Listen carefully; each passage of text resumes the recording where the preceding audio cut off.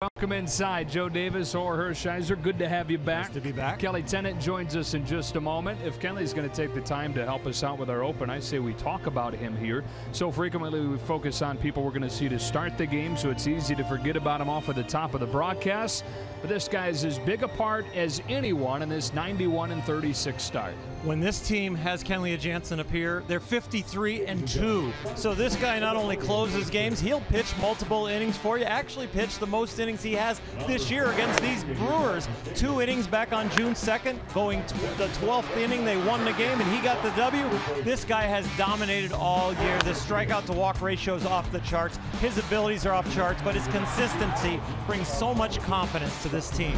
Dodgers hope they can get him the ball in the 9th inning tonight, and if they do, he'll be at the end of a long line of relievers, including the starter, Ross Stripling, out of the bullpen to make his first The start. bullpen is outstanding for this Dodger team. You will see them tonight, but one of the bullpen pieces is going to start, Ross Stripling. He has been an outstanding year, had 14 starts last year, not a stranger to starting. And Zach Davies on the other side, a road warrior, 7-1 this year on the road. For more on Ross Stripling, we go down to Kelly. Thanks, Joe. It is Players Weekend, of course, so all of the guys wearing their nicknames on the back of their jerseys. Ross Stripling, Chicken Strip. He told me yesterday that he came up with that just to play off his name, but he thought that all of his teammates were going to make a big joke out of all of their nicknames.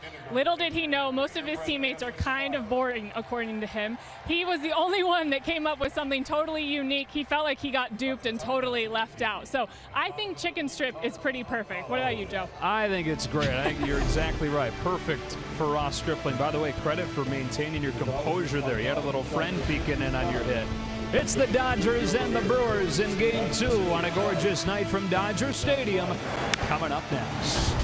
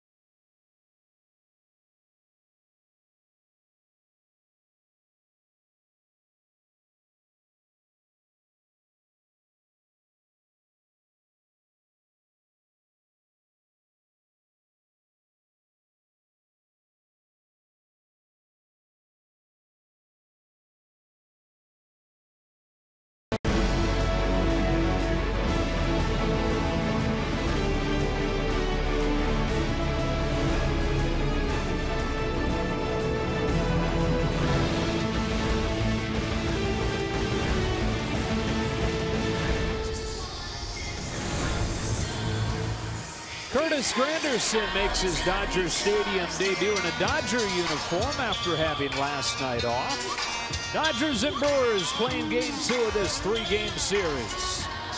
Dodgers have won 31 of their last 35 here. Don't leave him hanging.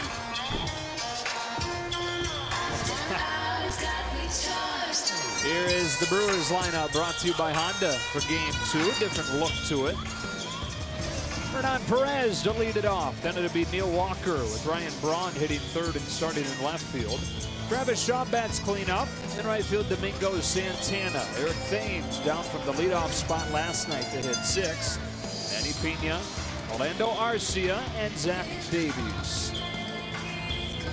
Against Ross Stripling, who got the save in his last outing on Monday. Today makes his first start of the year. First start of the year, Ross Stripling, the starter from last year, got 14 starts. That part-time job was mostly a lot of curveballs as his breaking ball. He also had a slider, but the 2017 Ross Stripling reliever going to throw full-time out of the stretch and throw more sliders. A pitch that gets called for a strike a little bit more. He can wander it off the plate a little better. Curveball a little bit more of a touch feel pitch, and you don't have quite as much time as a reliever to develop that touch and feel. You've got to come out of the pen throwing strikes. Closed captioning today brought to you by Wiener Schnitzel, and as we said last night, good luck to the closed captioning folks with all these nicknames. Dodgers took the opener 3-1, holding the Brewers to just 1 hit. Domingo Santana homered against Kenta Maeda to give Milwaukee an early lead. That was their only base hit of the night. So Perez gets ready to lead off, not just for the first time this year, but for the first time in his major league career.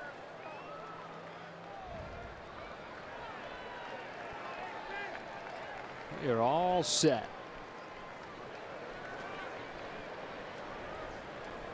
And off we go with a fastball away. Dodgers have won 25 of 30. By 13.5 games, they have the best record in baseball.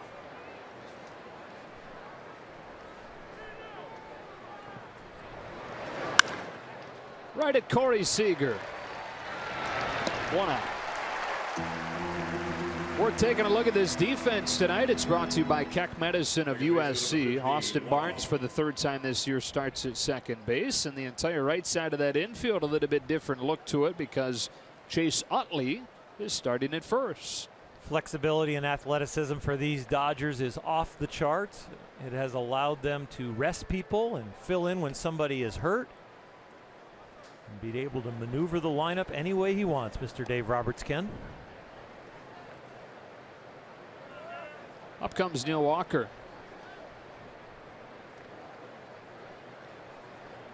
Well, this Brewers offense, really all or nothing. One of the top home run teams in baseball, but they strike out a lot. And when they're not hitting home runs, they struggle to score. That's been the case this week.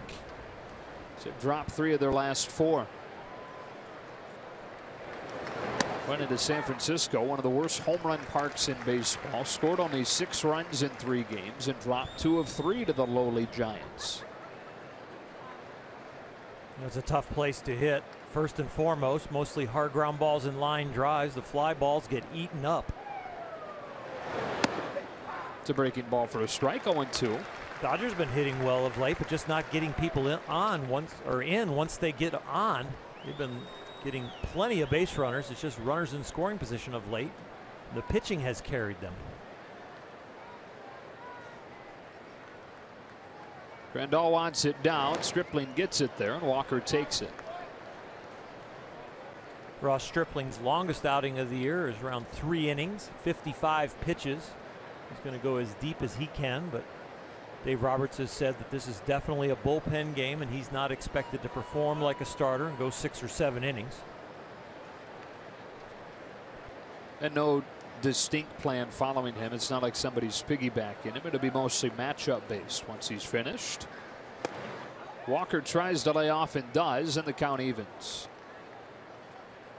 A lot of these games started by relievers turn out to be exceptional games for the Dodgers because Dave Roberts has no pressure on him about how to pull or when to pull somebody that like with a starter, you get a little sensitive around the 5th inning, whether to pull him or not in a key situation. You want to get him the win.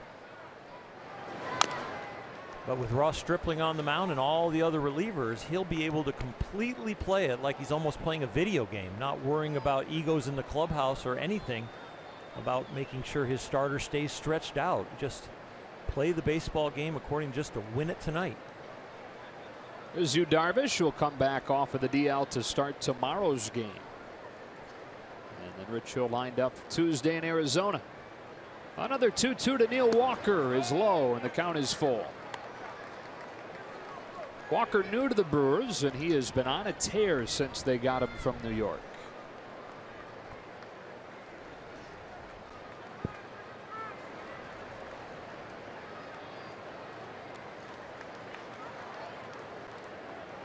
Payoff.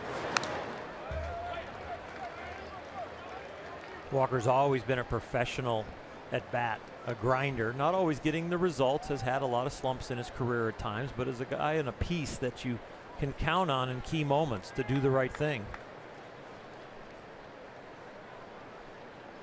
Most of his career spent with the Pirates, but then the last 2 years in New York. In the last 2 weeks in Milwaukee. Here's another 3-2, and Stripling just misses inside. So the Brewers have their first base runner of the night on a 1-out walk from Walker. Howdy pitch cast has this one a little bit inside. It's broken. What's broken? It looked like pitch cast was broken. That was way in there. It was a lot closer than I thought pitch cast had it. That's what I'm saying. I know. It's just. So that was a rhetorical statement? Yeah. Okay. I'm with you. I'm just on a different time zone. You'll get back. Ryan Braun.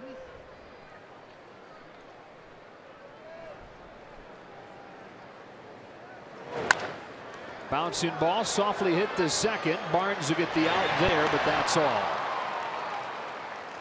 So fielder's choice ground out for Ryan Braun, and 2 away here in the first. Not many reps at second base for Austin Barnes, and he almost gets one of those tweeners that second basemen kind of have to think through and get a lot of reps. He could have kept charging that and maybe had a shot at the tag to get the lead runner. He gets it with the flip. The only way he could have gotten 2 was probably to come through, but Ryan Braun runs well, and Austin Barnes just had a little challenge. He's been taking as many ground balls as he can there, tries to stay fresh. So if he's called upon the way he was today, he's ready to go. Runner at first with 2 outs, and Travis Shaw.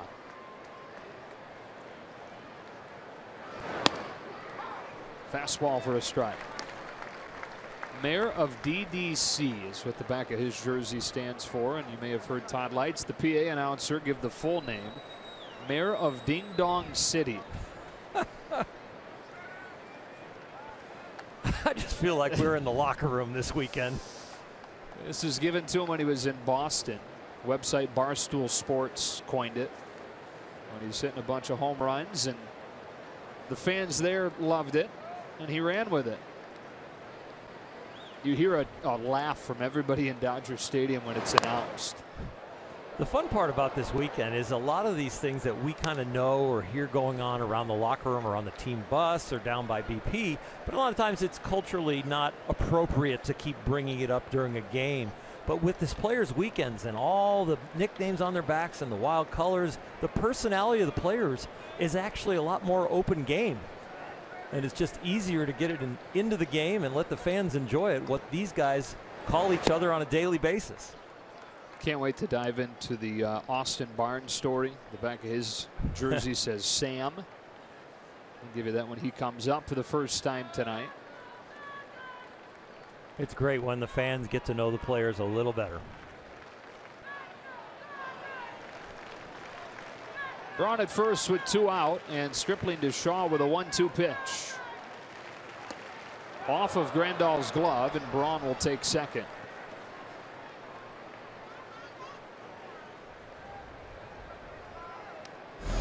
Well, the pitch is either a slider or a cutter, and normally you would expect it as a catcher for it to go right to left and maybe go down a little bit or at least stay the same level. For it to take off on him like that for Ross Stripling, it was quite a project for Yasmani to catch.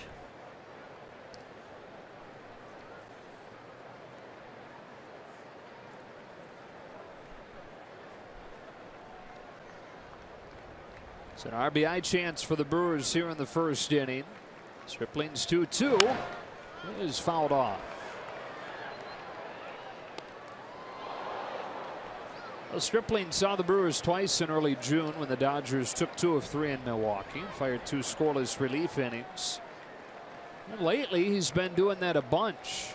He had a rough stretch in June and he got sent down to AAA to get things sorted out, but in the 13 games since coming back he's got an ERA around 2.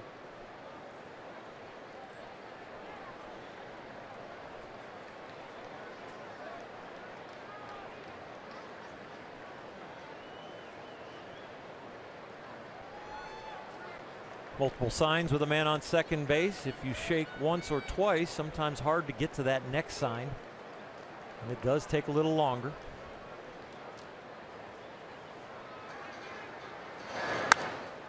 Shaw climbs the ladder and pops it up. Foul ground. Yasmani Grandal is there, and the inning is over. Brewers strand a runner at second, and the Dodgers come to bat against Bat Boy when you come back.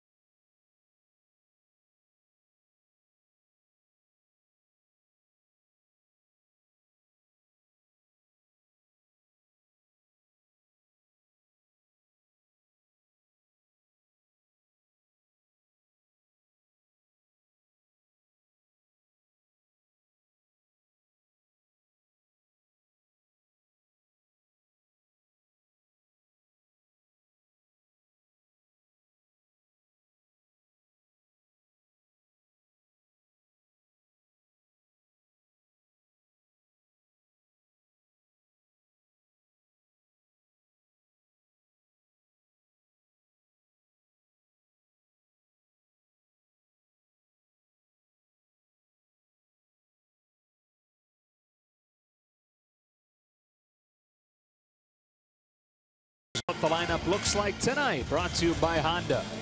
Taylor, Seager, Turner at the top of it, and Curtis Granderson back in there. Yasmani Grandal hitting 5th and catching. Puig is in right, and then Utley at first and Barnes at second. Bat Boy's real name is Zach Davies. He's 24 years old. Why the nickname Bat Boy? Well, he's 6'1", 155, or at least is listed as 6'1", 155. It's probably generous. And he said that putting that name on his back is kind of standing up for all the small guys that have been called Bat Boy before and never given a chance because of their stature. Well, he has owned it, and he's really owned it on the road. 7-1 on the road this year with a 2.34, and Dodger Stadium is a pitcher's park. So that 2.34 is 8th in all of Major League Baseball for starting pitchers. So he is a warrior. He starts Chris Taylor with a strike.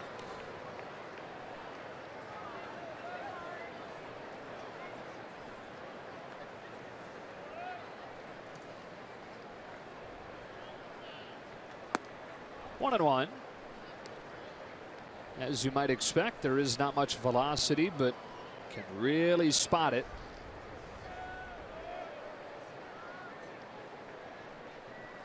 Washington native, home of the 1-1.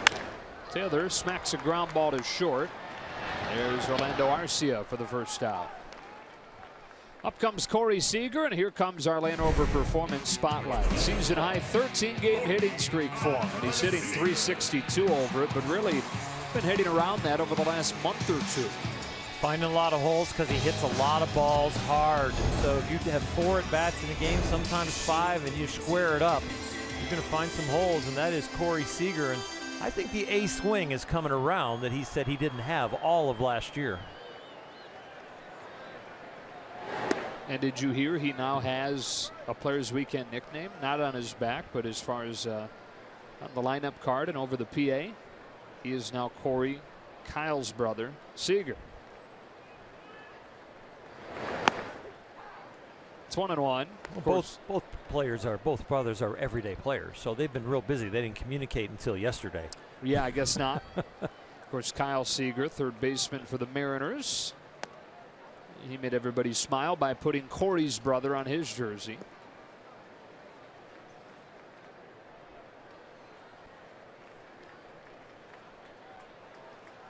Here's a 2-1. Filthy movement, 2-2. Fastball averages about 89 miles an hour. That curveball can get down and average about 73, so he still has a 16-mile-an-hour differential, so changing speeds is not a problem. Just doesn't have the high-end velocity. Turner Ward threw out a name when talking about Zach Davies that makes you go, whoa. Greg Maddux. Yeah, I would say a poor man's Greg Maddux, or the bat boy for Greg Maddux. He gets Seager swinging. But it can be a comfortable collar because there is no pitch you really sit there and go, okay, I am intimidated by that pitch or the combination of those pitches. And the comfortable collar comes with seeing the ball well, not being overpowered, but he hits spots and makes you get weak contact. Justin Turner has homered against him before. Bats with the bases empty and 2 gone.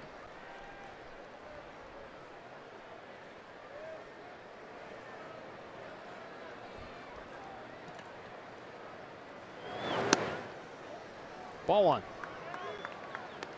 Turner now chasing Charlie Blackmon for the National League batting lead.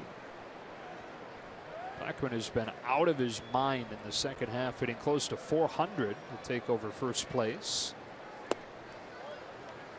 Turner only hitting around 250 since the break.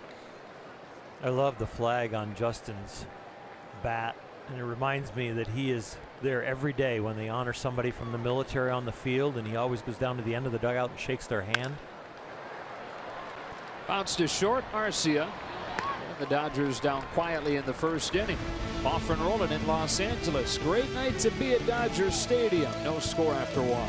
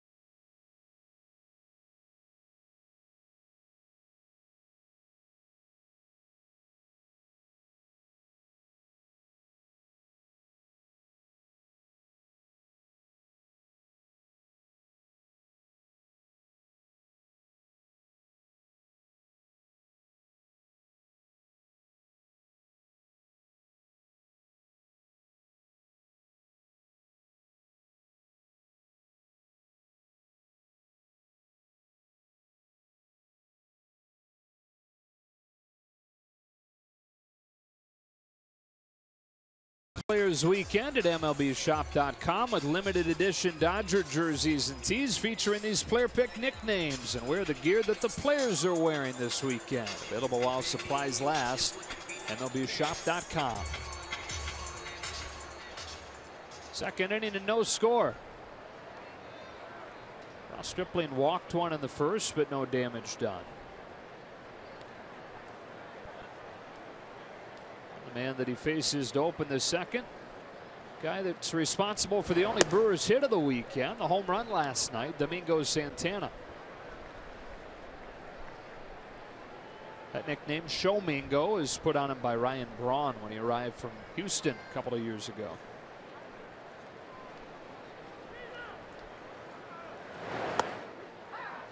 One ball and one strike. Good mistake hitter. Loves to extend his arms. Kind of keeps them tucked into his body and hopes to get him extended out front.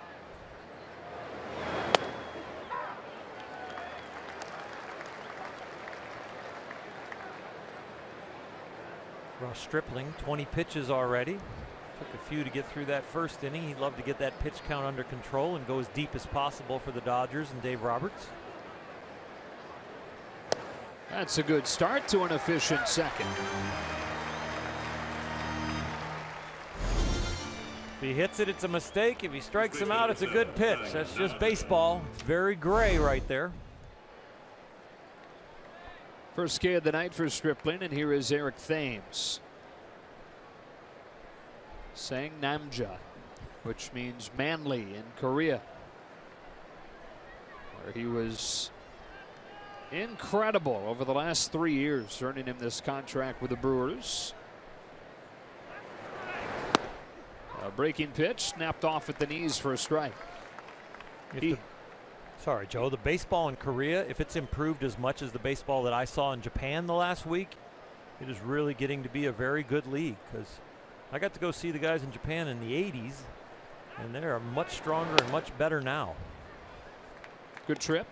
It was a fantastic trip. It was eye-opening to see how hard the Dodge organization works to ensure the future success. Even though we're in the midst of present time success, they work very hard for the future, even in the midst of this. And they hang, the scouts hang on every game that the big league team plays, and I know our minor league organization does, but they hang on every game. But then as soon as the game's over and the cheering and the high fives are done, they get right back to the grind.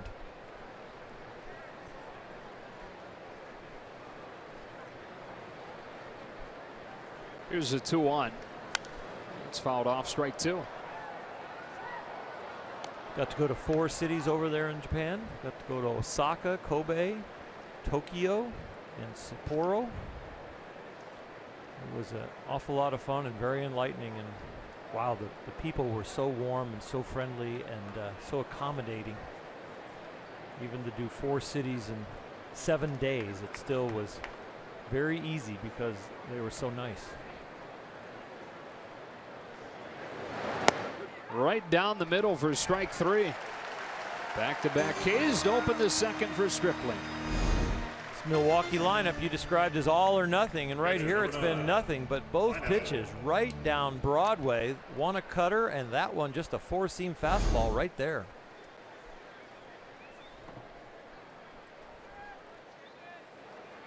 Up comes Manny Pena, who is going by Pineapple this weekend. Making his first appearance of the series with Stephen Vogt having started last night. He'll be back in there tomorrow.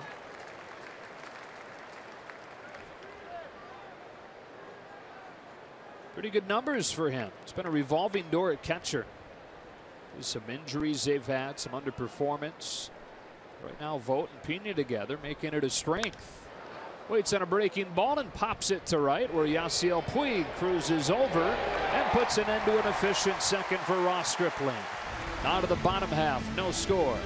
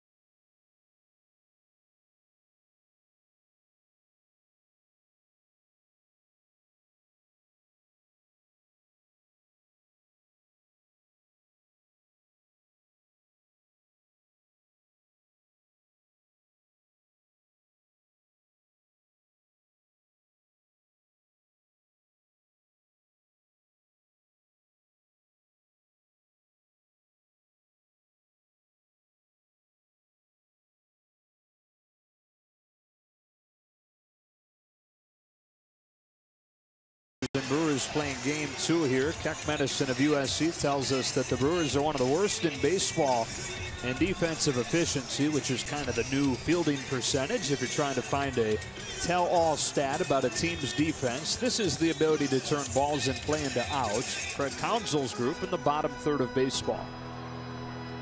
Can make your pitching staff throw an awful lot of pitches when you don't get that out. And you give a team 4 outs. It's tough. Curtis Granderson leads off the inning and takes a strike from Zach Davies. First at bat for Curtis at Dodger Stadium in a Dodger uniform. Other than 2.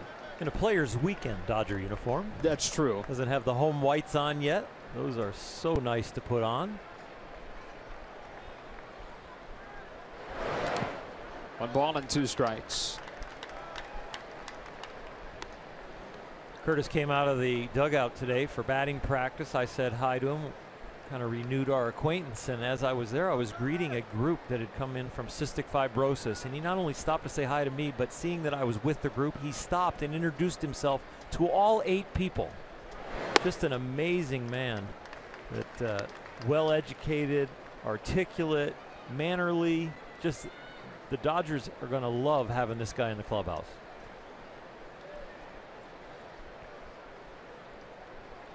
On a 2-2 pitch, he takes inside, and as he does as well as anybody in baseball, he's worked it full.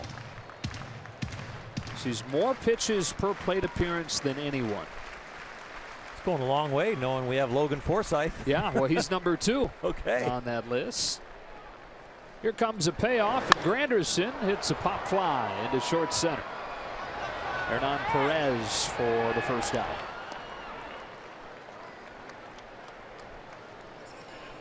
Catcher number 9, Yasmani YRG Jr. Grandal. Here comes Grandal, riding an 8-game hitting streak. YRG Jr. in tribute to his son, who's expected in early November. The due date is Yasmani's birthday, November 8th. And as we reported last night, Heather's doing well, about 30 weeks along right now.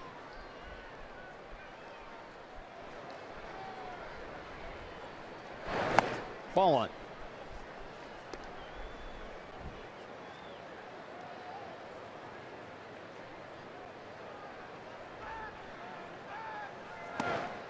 Changeup disappears, ball on a strike. Bat boys are expected to have changeups. It's about all they're expected to have. They're not expected to have heaters and this location and movement. A big turnaround this year with how he was performing in June. Started to throw his cutter a lot more, and that has really helped him an awful lot. Has not figured out how to pitch at home, but has pitched really well on the road. 0 or 1 run allowed in 5 of his last 7 starts. His 1-2 pitch is cut on and missed. Another changeup, and Davies has his second K. Great arm speed on that changeup. Just look at this arm speed and then look at the velocity of the ball. They don't match up. And hitters hit off of the arm speed, then try to read the spin, and then the ball just disappears. 5 up, 5 down for Davies, and here's Puig. How impressive has Yasiel Puig been lately? On base in 13 of his last 24 times up there. Tailing fastball, strike 1. When he went through the remake with Turner Ward of the swing this year, we saw flashes of that batting practice come into the game. And at bat here, that's ripped off the glove at third. Puig will try for second. The throw is offline, and he's in there safely. With nobody home at third, Puig is wreaking havoc. The wild horse, you bet he is.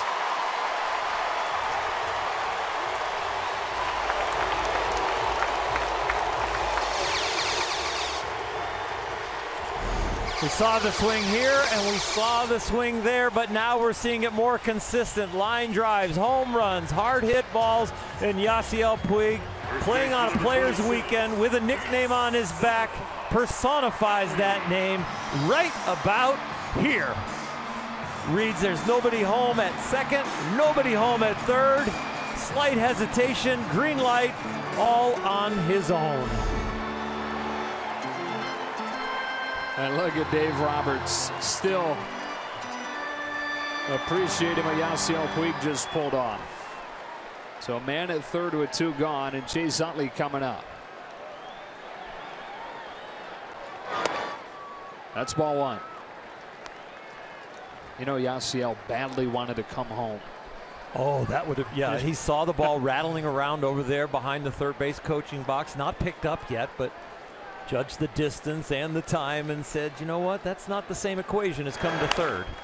Little cue shot along third. If it stays fair, the Dodgers would have gotten a run, but it rolls foul.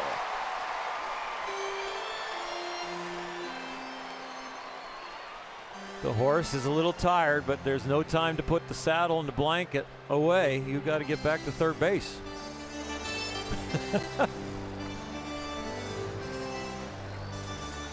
Love the look on Dave's face. Same one that he had when Puig slid into third. He's still got. That's the look of a manager that is managing in Little League.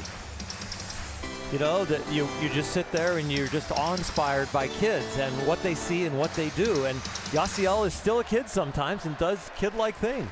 Smile put on your face by the joy that you're watching them play with. Yeah, just reckless abandon and naive, but to the point where they think everything can happen. And that's the way Yasiel plays baseball. Yeah, is really hopping up that line with a secondary lead. It's fouled off 1 and 2. Well, he's got everybody in the ballpark's attention, and all eyes are on him, and he breaks early like he's going to steal home, and you hear the fans when he shuts it down go, oh.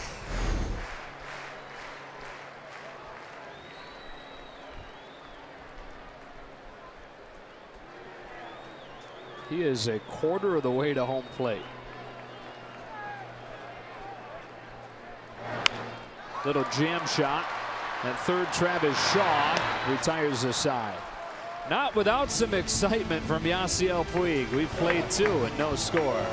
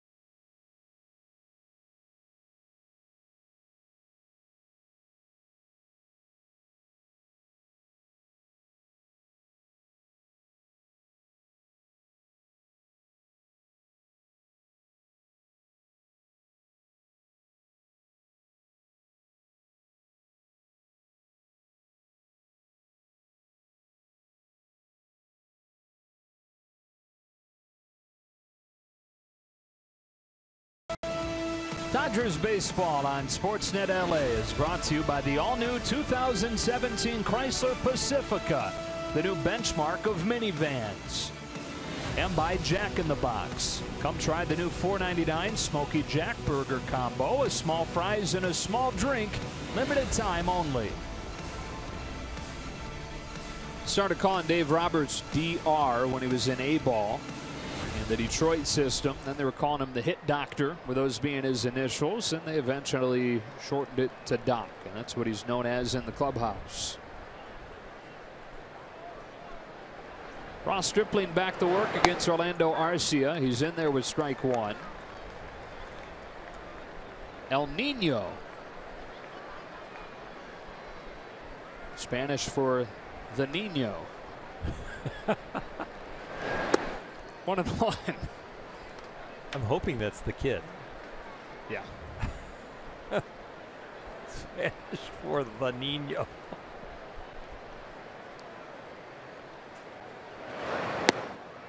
Two and one. So they have the nameplates, and then they also have the tributes on the sleeves. Dave Roberts has a couple of guys that he's featuring on his. It's poked foul, and it's 2-2. He has Dad written on there. His father passed away this spring. And then Butch Smith as well, who was Dave's high school coach in San Diego, and one of his main mentors. Dave even said like a second father to him. Was his boss in the summers too. He worked for his landscaping business.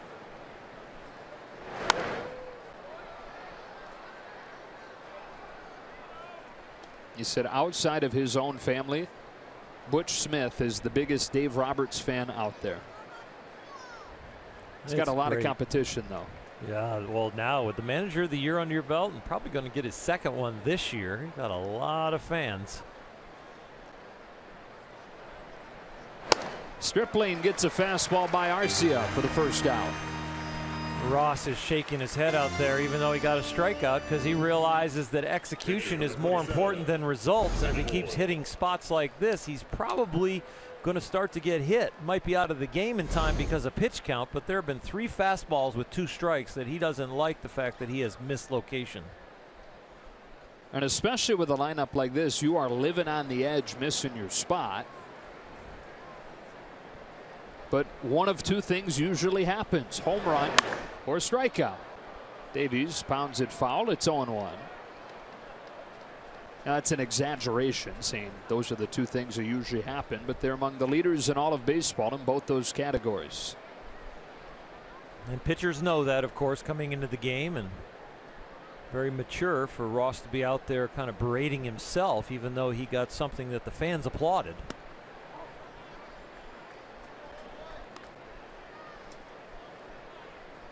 Davies a pretty good hitter. In fact, he was only a hitter until his junior year in high school.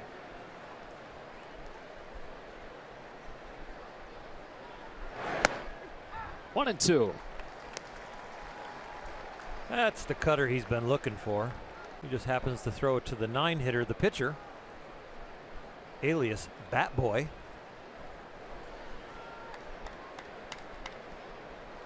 This is what they came for. Chicken strip against Bat Boy. Ground ball, base hit. Davies will hold on at first with the first hit of the game for Milwaukee.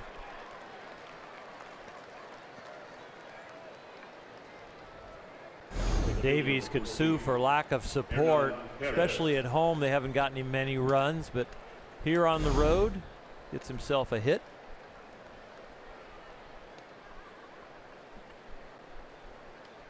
So 38 pitches deep for Ross Stripling. Dave Roberts had said the goal was 4 innings out of him tonight. If he can be efficient here, then he'll have a good shot at that. Perez grounded to short his first time. Stripling wouldn't mind another one of those here. Good stop by Grandal.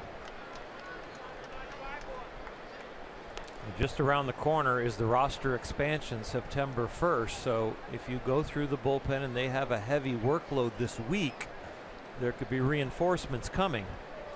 So it's one of the easier weeks to manage the bullpen.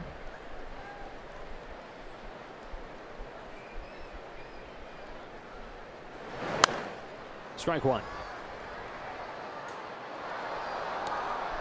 It'll be interesting to see what the Dodgers do come September 1st, who gets called up, who joins the team.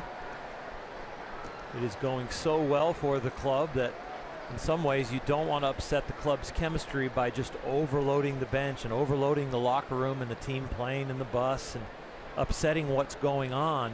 So you have to be real careful with what you add.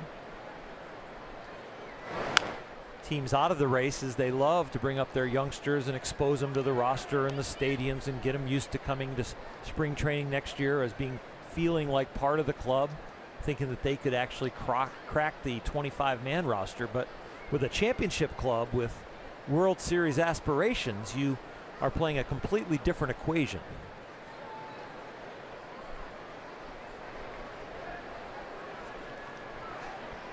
Davies at first with one out. Somehow Perez gets a piece of one that was almost ready to hit the dirt, and it stays at 1-2. Intense competition for playing time on the Dodgers as is, and then you're going to add to the roster and bring guys in that, oh, maybe we'll let him pinch hit, or oh, maybe he'll get a spot start. I don't think that's going to happen. I think the guys that are on this roster right now, and maybe a few others that will have the potential of making the playoff roster, will get the majority of the playing time.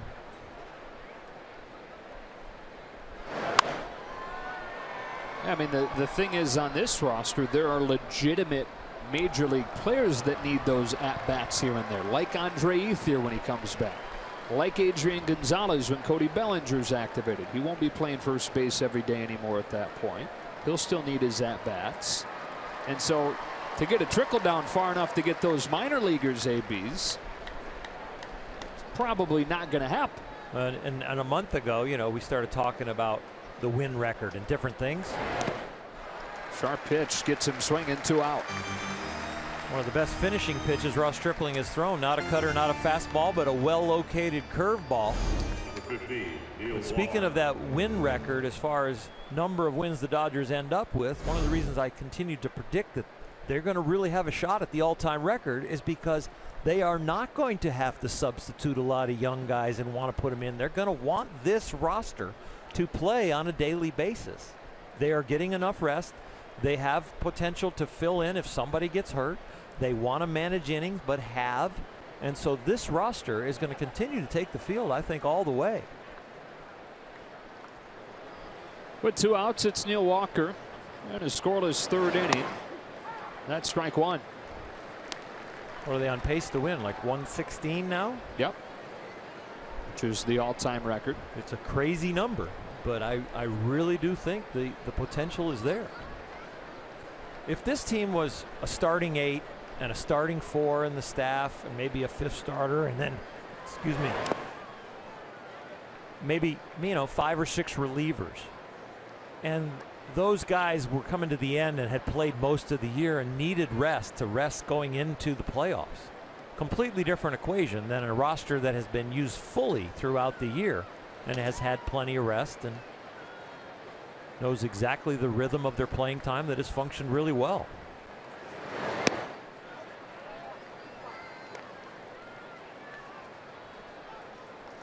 So Edward Paredes starting to warm for the Dodgers. Stripling nears 50 pitches.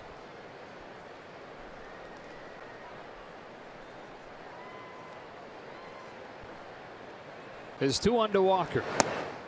2-2.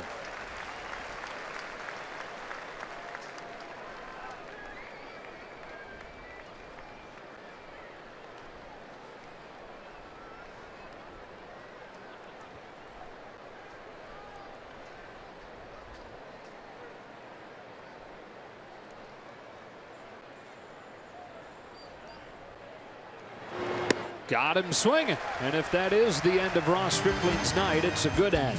Strikes out the side in the 3rd.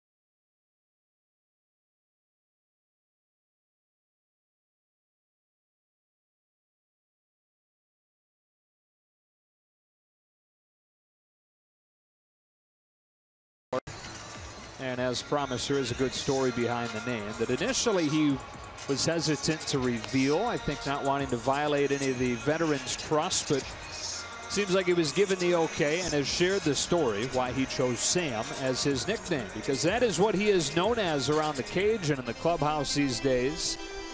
So last year, early on in his time in the majors, he's still one of the new guys. He's not in an everyday role one way or another as he is now.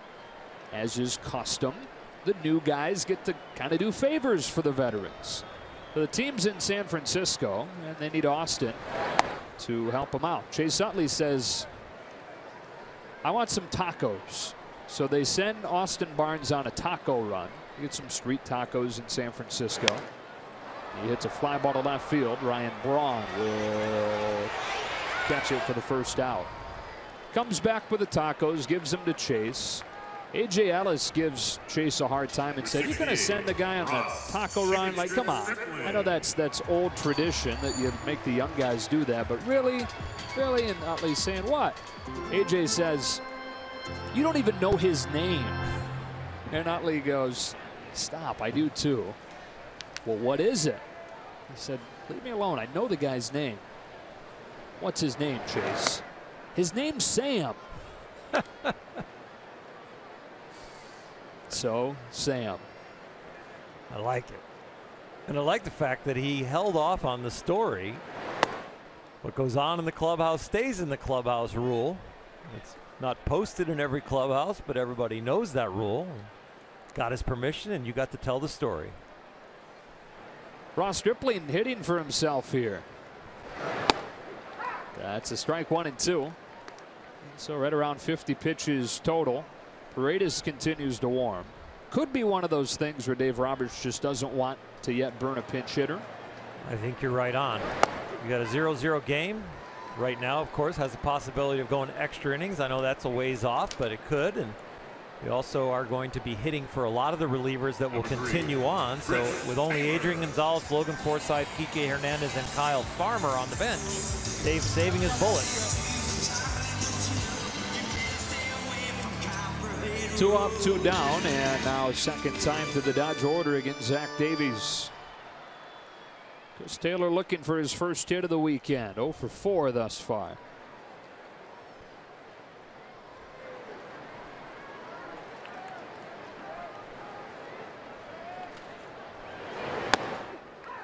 Davies catches the corner with a breaking ball.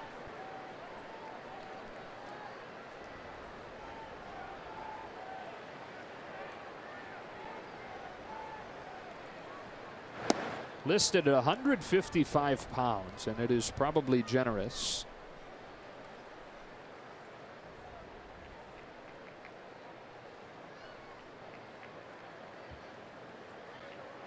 Here he comes with a 1-1. Tailing fastball for a strike, 1 and 2. Everything he throws moves.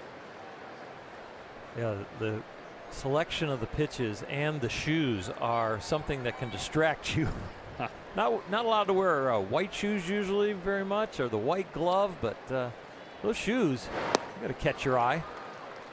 Gets Taylor swinging and has K'd 3, or make it 4 over the first 3 innings.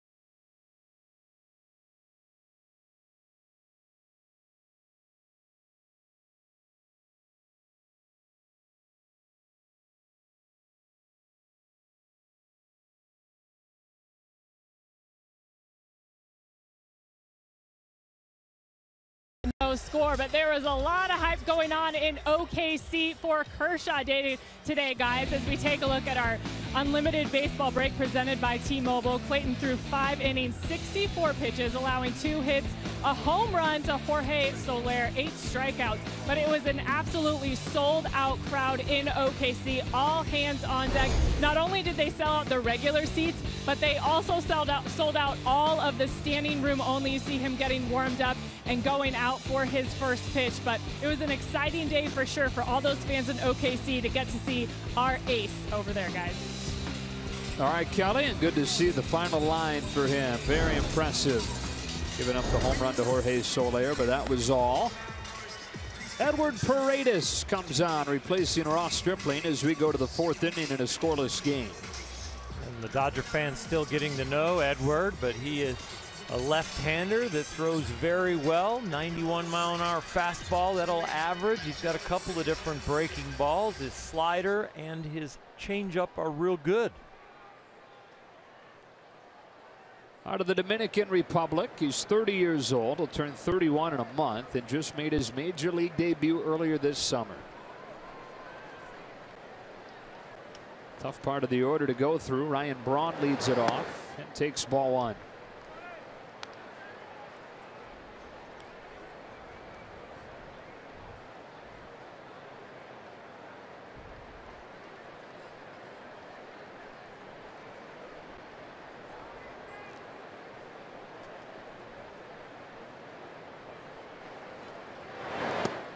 Ball and a strike.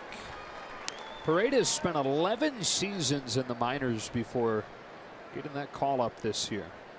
From Seattle to Cleveland to the Angels, and now in his first year in the Dodger organization.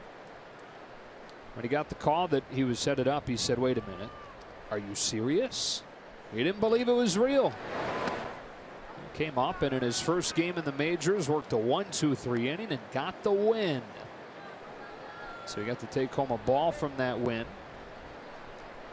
Like Bartolo Colon has marked every single one of his commemorative win balls. Edward has one with the number 1 on it. Hopefully that number will be growing. Falls behind Ryan Braun, 3-1. You can understand the reaction after 11 years in the minors. That really? The shock? And why is that number so shocking? Because, you know, usually a long time in the minors is 5 to 7 years. 11 is way up there. Yeah, age 30 is really late to make a big league debut. Braun smacks it to second. There's Austin Barnes. There's Chase Utley. 1 out. Well, Adrian Gonzalez is part of a dynamic duo when it comes to selfies on the field. That's with Justin Turner, of course. And join us on September 6th when the Dodgers close out a 3-game series with the D-backs. The first 40,000 fans will receive an Adrian Gonzalez bobblehead in a selfie pose presented by State Farm. For tickets, visit Dodgers.com/promotions. With 1 out in the 4th, there's no score. Travis Shaw, the cleanup man, stands in. Knees buckled on a slider for a strike. That slide piece is something that will give him a chance to possibly make the postseason roster. Looking for that left-on-left specialist.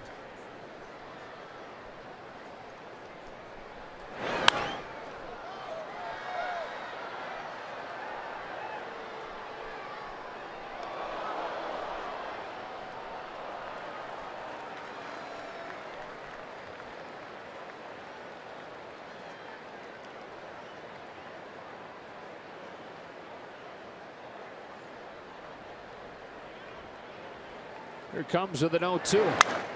Shaw reaches out, flips it into right. Puig comes on, won't get there.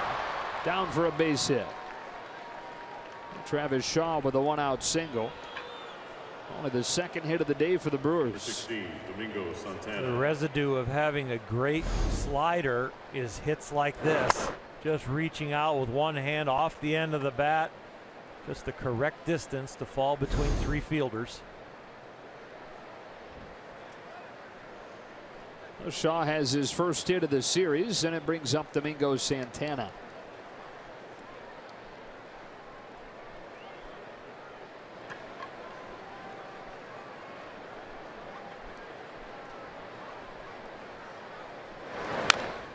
You know, the other thing, you're talking earlier about sometimes bullpen games go better than a traditional game.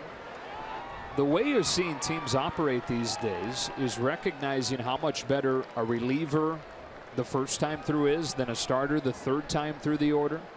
So much so that you think eventually this may be the norm, where you kind of match your way up through the game. I think it could get to that point where you do have a few guys that will be labeled as starters. They'll need to be on starter weight programs, cardiovascular, their side works being timed up. But you could have then, after 2 or 3 of those guys, instead of 5 or looking for 6 starters, you could have 2 or 3 of those guys and have maybe 5 or 6 of your bullpen pieces that have been extended out to 2, 3, 4 innings throughout the year, so that all of a sudden it's not a shock to a bullpen for a guy to go multiple innings, instead of guys just being used to 1 inning in the bullpen and starters being used to, I'm only in the rotation. I think you'll have more and more guys that toggle back and forth between a bullpen piece and a starting piece. Comes the 1-1 to Santana. And it'll change the value in the salary structure too, as teams go to that more and more, because the starters that are normally called on to, let's say in that generation, only go 3 or 4 innings, their value would come down a little bit. And the relievers that are called on to pitch to the heart of the order in those high leverage situations, their value might go up. Where the highest paid reliever now is the closer, and then maybe that primary setup guy. Well, you might all of a sudden start to spread some of that starter money around in that bullpen a little bit more. It might be the same overall expenditure, but it might be spread out to the pitchers a little differently. 2-2. Because it's becoming a rarity. The Zach Greinke's, the Clayton Kershaws, the Scherzers, those kind of guys, those aces that go 7 to 9 innings, that's rare air. And especially with sabermetrics and the ball club's understanding that that third time around the order is very hard for starting pitchers. Full count.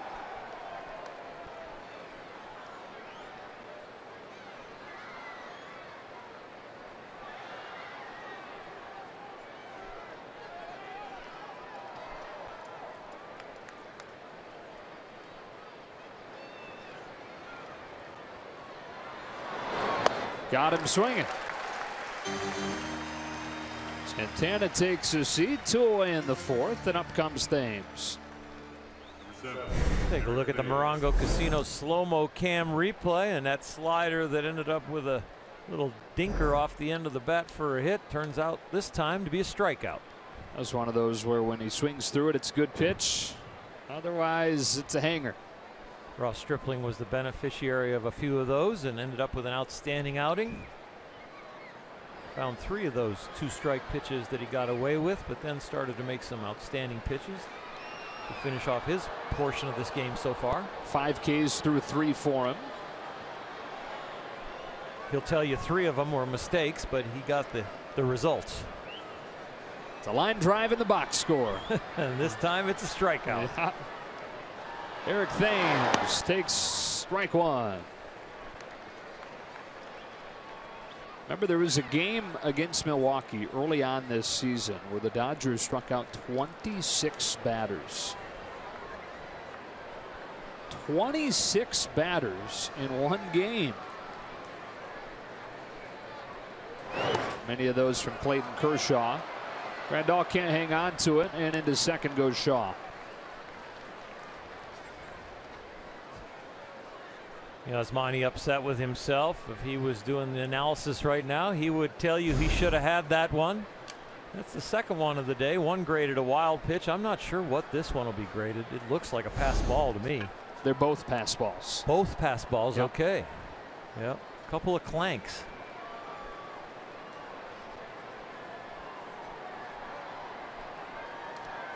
The great thing about those is that Yasmani owns up to them.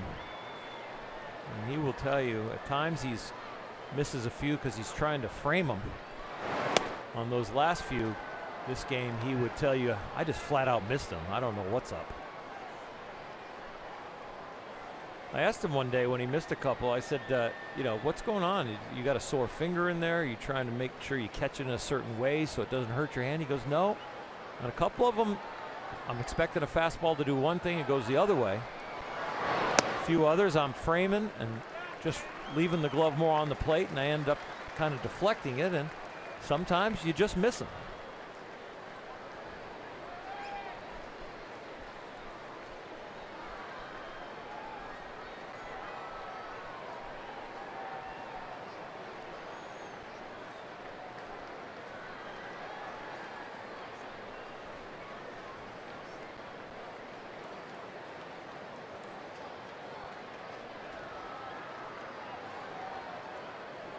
Runner at second with 2 out and a 2-2. Paredes really getting a good test here, facing this middle part of the order. Got Ryan Braun to ground out. Shaw with a bloop single. Struck out Santana. Now facing Eric Thames, who has 27 homers this year.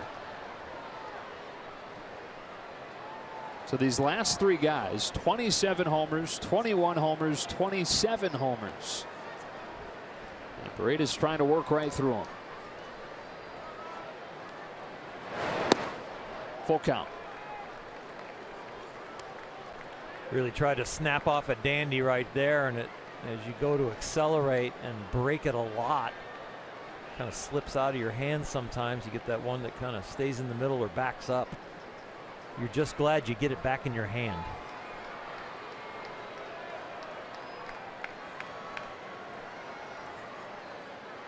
Right-handed batting Manny Pena waits next.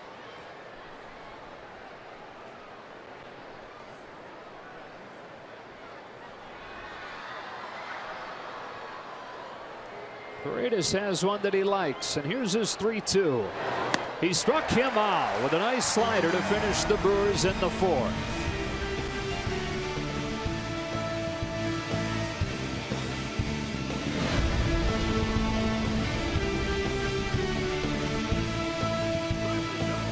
Presented by New Balance.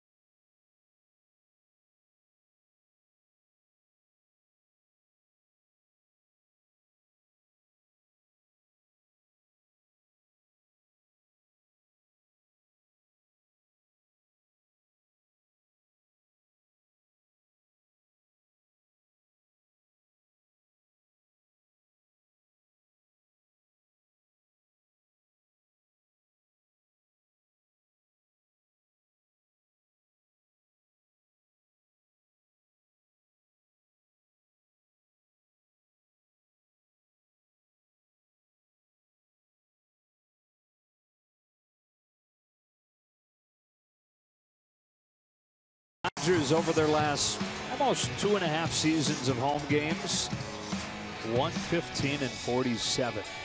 Winning more than 70% of their games in this ballpark, with a walk-off win more than once every 10 games. If that's not an advertisement to get season tickets right now for next year, I don't know what is. That's fun time with the family and go home with a smile on your face. These crowds have been so good. Corey Seager fouls off the first pitch from Zach Davies, and off we go in a scoreless 4th. It seems like from the 7th inning on, the fan base now drives the team to the great comeback wins. We saw 17 walk-off wins on that cold hard facts board. I tell you what, I think of these fans cheering before something good happens, and it kind of is an inspiration. It's like they will it to happen. It's been a lot of fun to experience.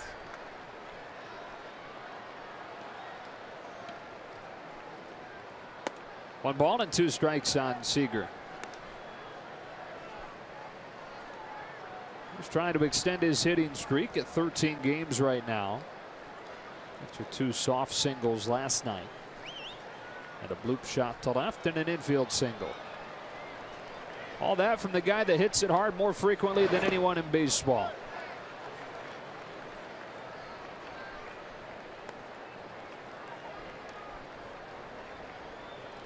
Josh Raven. El Cuervo.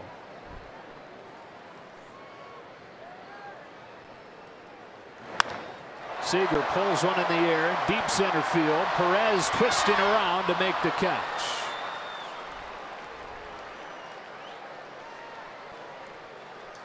Not the most efficient route there. Serpentine, I guess, Yeah. here and there, and oh, it's over there. But Corey Seager stayed inside that ball. You said off the crack of the bat he pulled it, and he did. And then all of a sudden, the ball went from the right side of second base to the left side of second base because he was so far in it. The spin took it over there towards left field. Bunch of Reds out there in the pavilion. At last check, Charlie Blackmon was 0 for 4 in Colorado, so his average dipping back down near Turner's. Justin has said the batting title doesn't matter to him. What matters is winning a World Series. But of course he's going to say that. It would be incredible if he could finish it off. More than a month left. It's a fastball in, and he's ahead 2-0.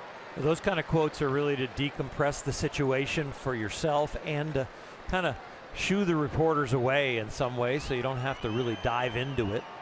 You want to stay in your routine, not worry about results. And that's where the players really understand what drives them and brings them to a chance to win a batting title. What they understand drives them and brings them to a chance to win a Cy Young like Clayton Kershaw. It's keeping the blinders on and understanding how to get the performance on a day in and day out basis without getting too excited one way or the other. And like Dave Roberts said to the media yesterday, it'd be impossible to keep up the pace he was on. Ripped off of the glove at short. Arcia's long throw gets him.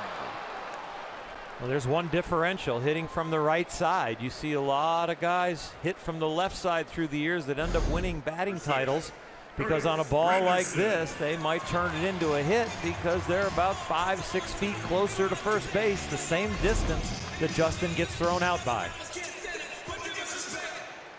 Arcia, a good young player. Top prospect in the Brewers' very good system coming into the season, but he's been an everyday player this year. What was that? All I know is he finished it with a dab. I thought that was done. But he's celebrating with himself, I guess. Yeah. I've seen you do that after really good hits up here. When we go back to the studio, you know, you kind of dab.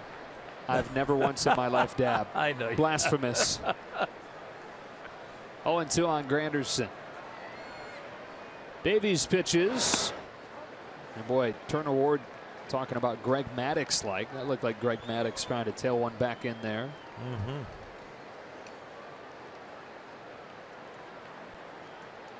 Now the 1-2. Count evens.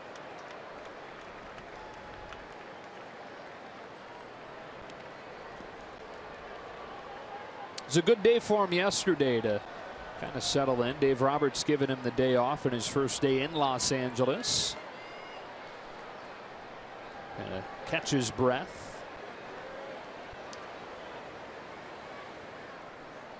On this 2-2. That one's in there for strike 3. Zach Davies has it going on so far to the 5th inning in a scoreless game.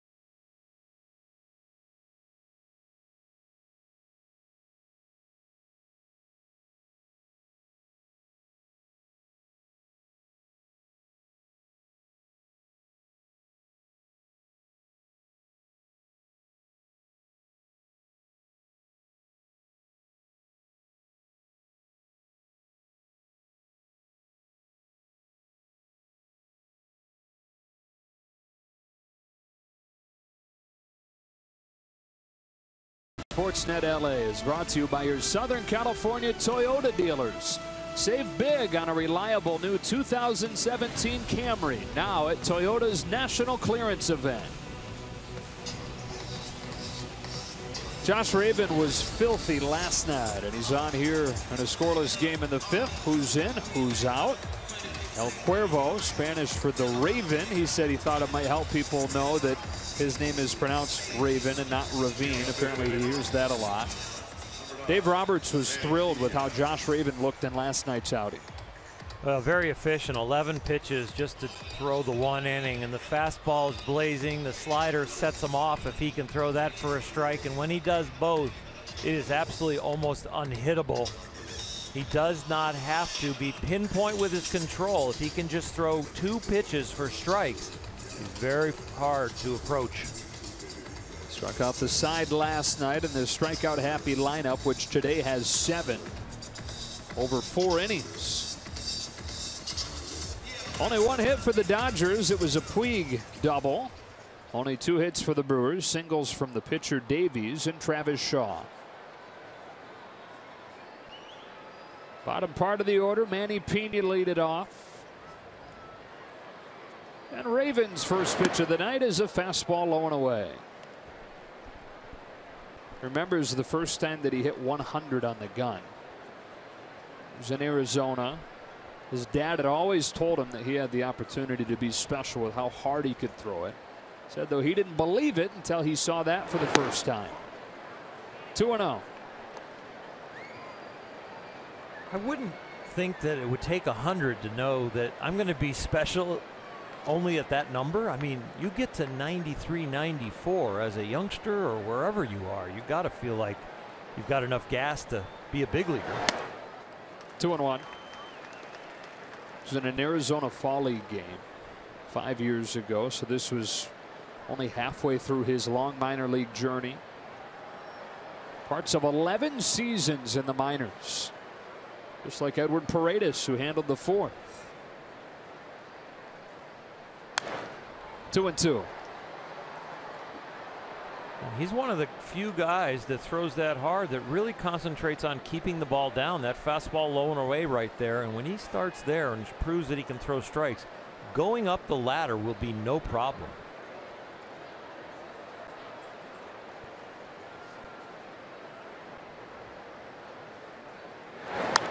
Left it over the plate. It's a floater down the line for a base hit.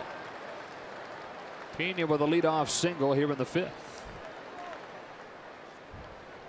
So a bad breaking ball for Josh Raven is really like a bad fastball, because it's down at 90 miles an hour, slightly up in the strike zone, and gives the hitter a chance to elevate the ball and find some outfield grass.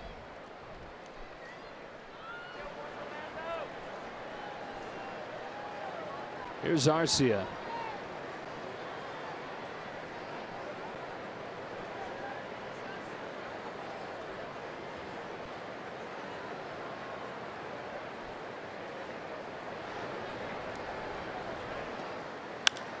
Driven to deep center field. Chris Taylor's back on it. Warning track. Wall gone. Orlando Arcia homers to give the Brewers the game's first runs.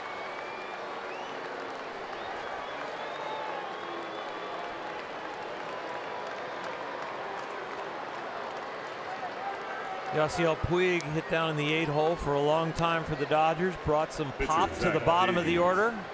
Arcia does that for the Brewers. That his 13th right there. Let's take a look at the Volkswagen replay. Fastball, center cut. I thought it had a chance to stay in here because it looked like to me it wasn't completely on the barrel, a little off the end, but Josh Raven supplied an awful lot of the power and Arcia supplied the rest. Now the pitcher Davies. So one night after Josh Raven strikes out all 3 that he faces, a bloop single and a loud home run. This is what the Brewers do.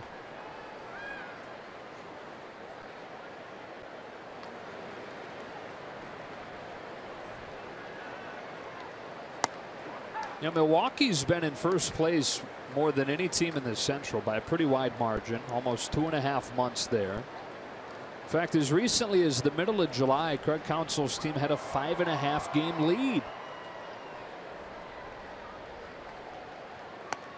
That's strike 3 and the first out of the inning. Since that day, though, where they led by 5.5, they've gone 14 and 22, and it's corresponded with the Cubs finally taking off, and the Brewers come into this one trailing the Cubs by 3. Cubs are really putting it on Philadelphia. That was today. It's a final 17-2. And then they're looking up at the wild card also, and Colorado's winning in the 9th 7-4, and Arizona's winning 2-1 in the 8th. It's 4.5 in the wild card right now. Hernan Perez 0 for 2, strike 1.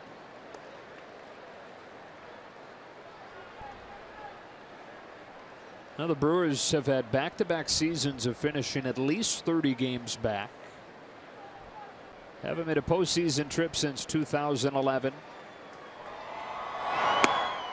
For this group here, sitting at 66 and 63, it's been a pleasant surprise for everyone. Their farm system, it's good, but people figured they were a year away still from really competing. Part of the reason why they're around is the Cubs haven't been what everybody thought they would be.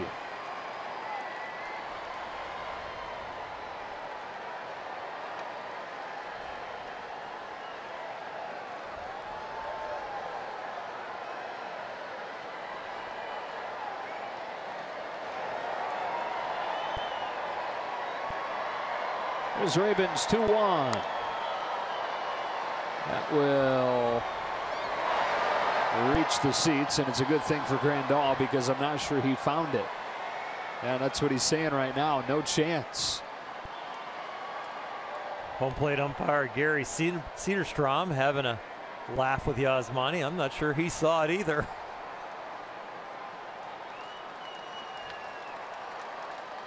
You find it. This is that time of night. This happened to be an hour earlier start time. There's another one that'll test him and another that'll get to the seats. Usually this is second or third inning for a 7 o'clock game, but the 5th tonight.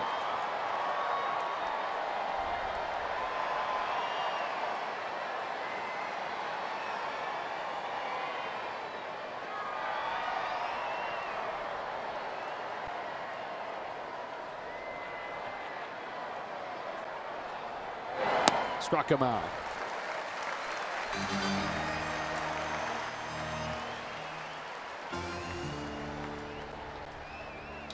That's 9 Ks for Dodger pitching over the first 4 2/3.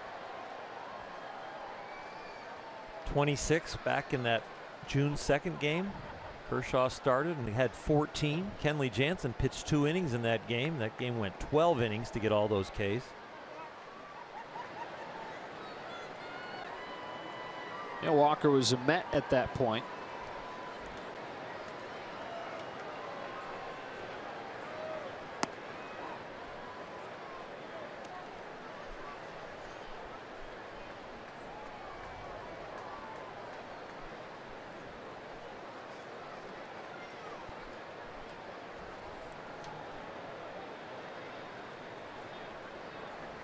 Ravens 1-0. Nice pitch, 1-1.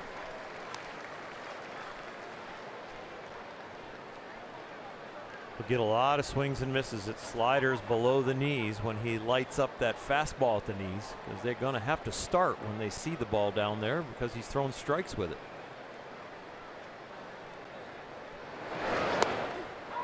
Strike 2.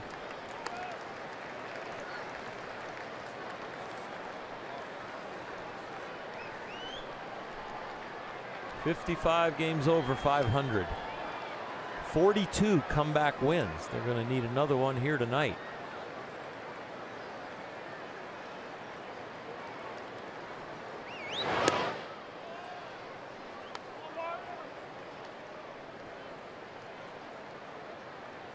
Franchise record so far 21 games in first place.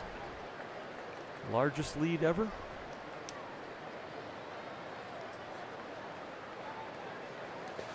Full count on Walker. Things that make you go, or wow. Best record over this stretch when you go back to early June, this 56-11 stretch. That's the best run of that length since 1912.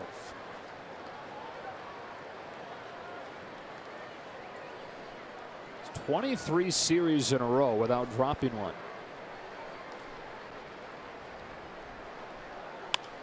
Up the middle, might have gotten a piece of Raven. Corey Seager throws Walker out. Well, the Brewers get on the board with an Arcia home run at the halfway point at Dodger Stadium, 2-0.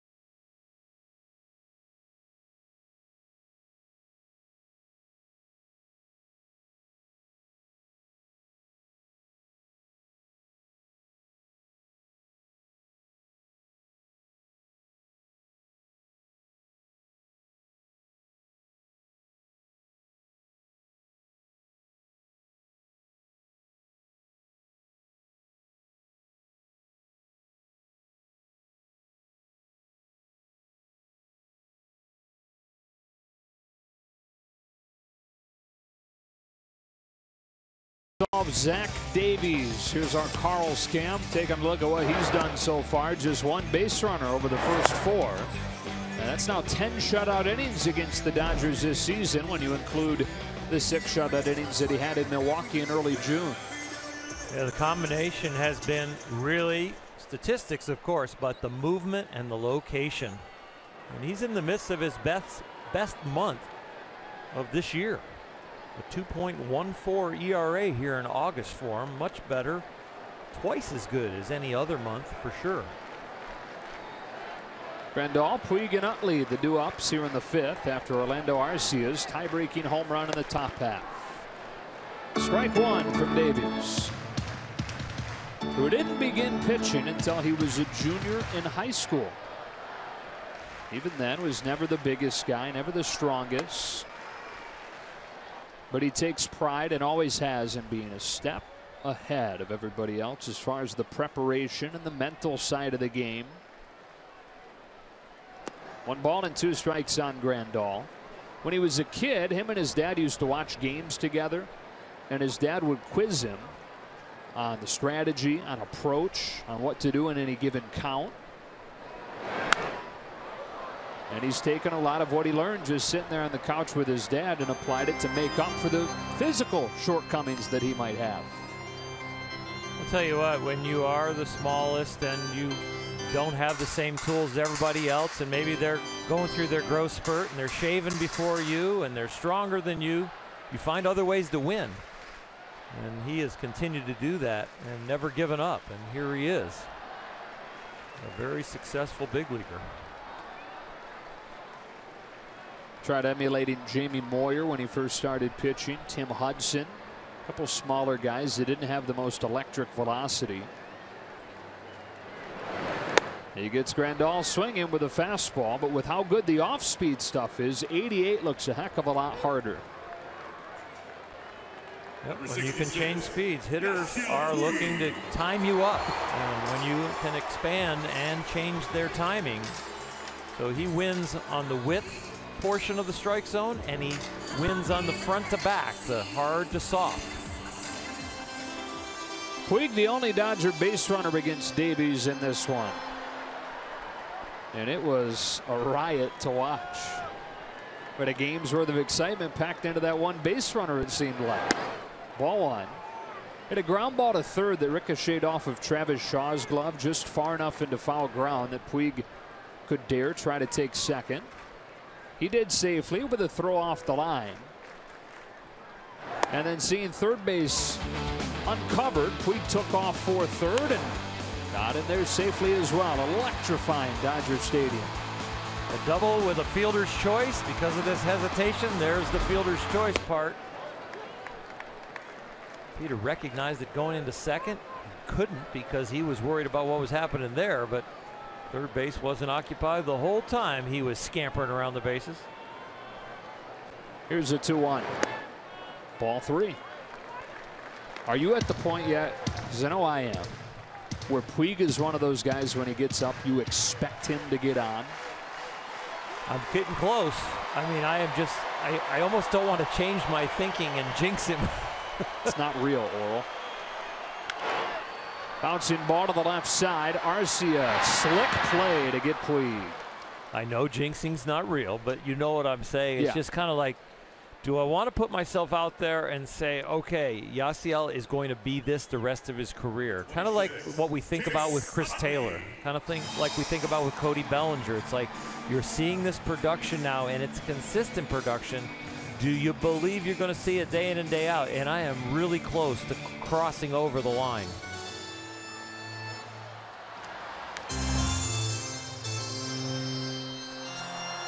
One base runner for the Dodgers through almost 5 innings against the Bat Boy.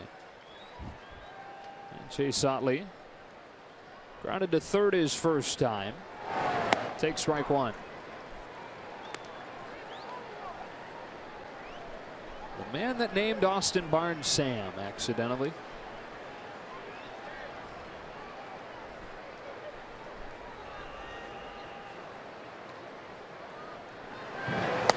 I just love that there was another veteran at that point willing to kind of challenge the Silver Fox and A.J. Ellis last summer. What's his name? Just say it. There is so much respect for Chase Utley. Any name he would call anybody on the Dodgers, they would take and put on their back. Right. Ripped to right center field and down for a base hit. Utley, the first Dodger base runner since the second. His hit gets Sam to the plate. Number 15, Austin Barnes.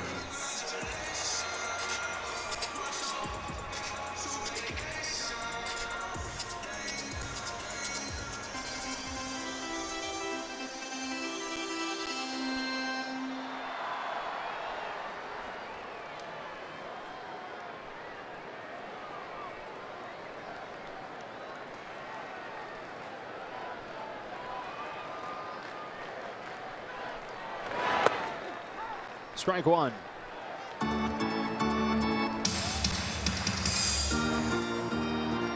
Second baseman tonight, which is the position he played growing up and when he went to Arizona State to play. Although only the third time this year he started there, primarily a catcher now. There's an 0-1. Barnes takes strike two.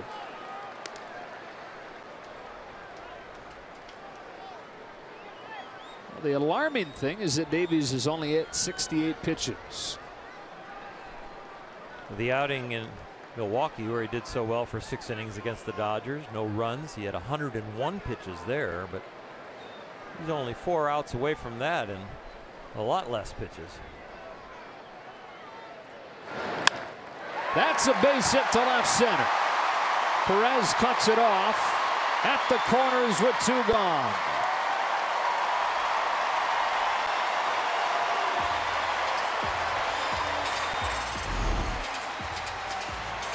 Sam with a very nice swing right here. Ball out over the plate with good movement, but he stays right with it. Kept his hands back and drives the Silver Fox over to third.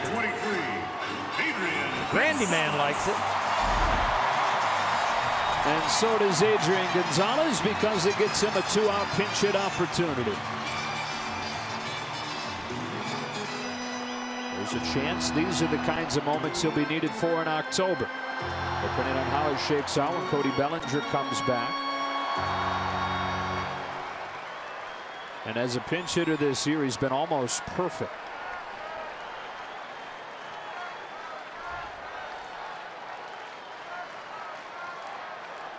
Davies to Gonzalez for the strike.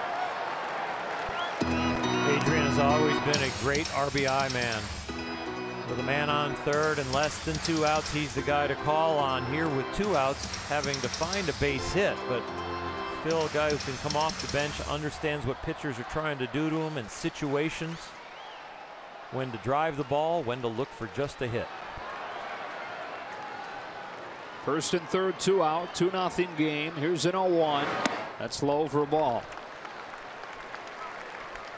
The other thing I think about with Adrian is if clubs in the playoffs decide to use the shift against him. He definitely is somebody that has such good bat control that he can beat the shift when necessary and really sacrifice the power and just go to be the base runner. And so to start off an inning, to just find a scratch RBI late off the bench, or even as if he was starting. Here's a 1-1 pitch. 1-2. More often than not, he does see a shift. Playing him straight up here with 2 out.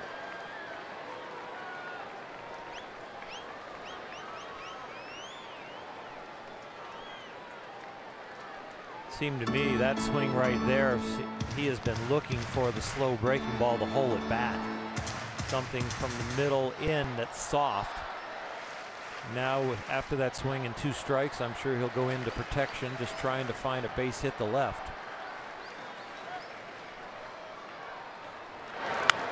Protects the outside corner to stay alive. Take the fastball to left center, and if it's something off speed and you're out in front, you still should be on it. Maybe you can still elevate it for a line drive up the middle or to right. But if you're in pull mode here with a guy who can change speeds like Davies and locate the ball, you're looking to get rolled over for an out.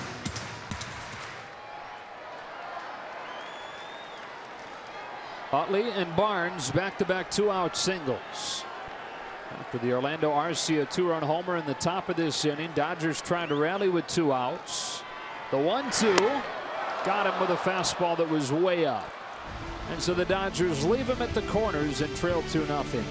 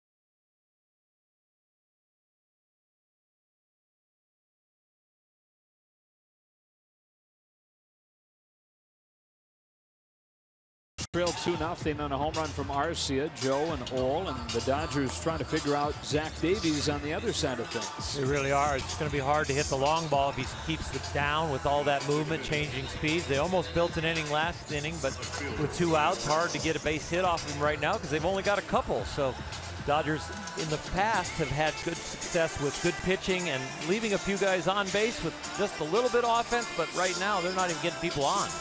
Brandon Morrow comes on in this bullpen night. Dodgers pitching has been pretty good with the exception of the one swing for Arcia.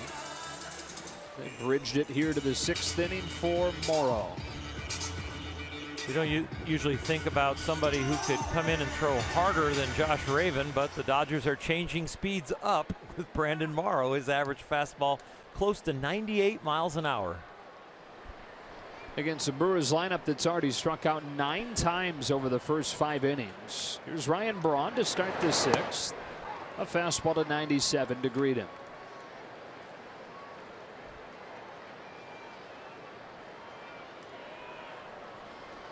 Last time Morrow pitched, got his first save in 8 years to finish up the road trip in Pittsburgh. That's a jam shot to second. Austin Barnes scrambles to get it. 1 out. Barbecuing and Labor Day are synonymous. Add a baseball game and you have a perfect end of the summer. Be at Dodger Stadium September 4th when the Dodgers meet the D-backs. If you're one of the first 40,000 fans in attendance, you'll receive a Dodger barbecue glove presented by Security Benefit. For tickets, visit dodgers.com/promotions.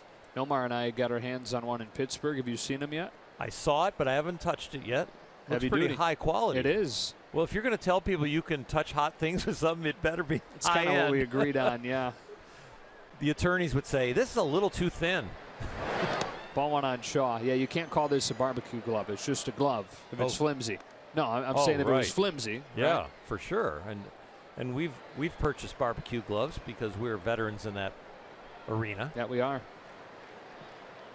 We've never really had a cook-off. No, you don't want to go there, buddy. Oh, yeah. I'm ready.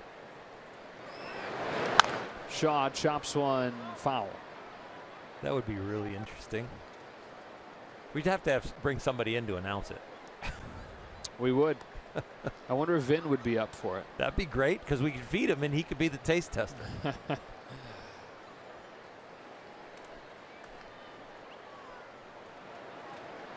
don't know if the people in the truck right now are saying, I want to be invited to taste test, or like, I don't trust those guys and their cooking. Well, they told me they trust me. I don't know about you. 2-1. All right, I'm just going to let that go. Okay. They trust me to pick up the dinner tab. Fair enough. You can have it.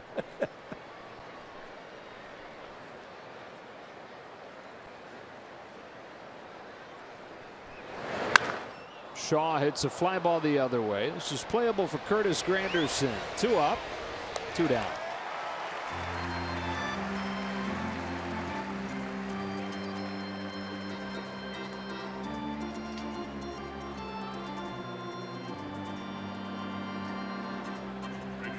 Two runs on 4 hits for the Brewers tonight. No runs on 3 hits for the Dodgers. Domingo Santana has struck out both times he's been up.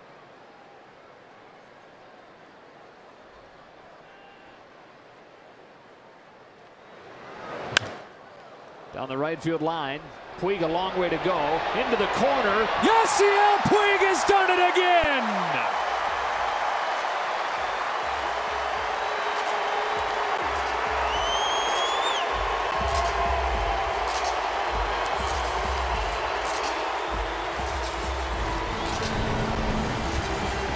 If it stays in the park, you know he's going to catch it. It wasn't in the park, but he still caught it.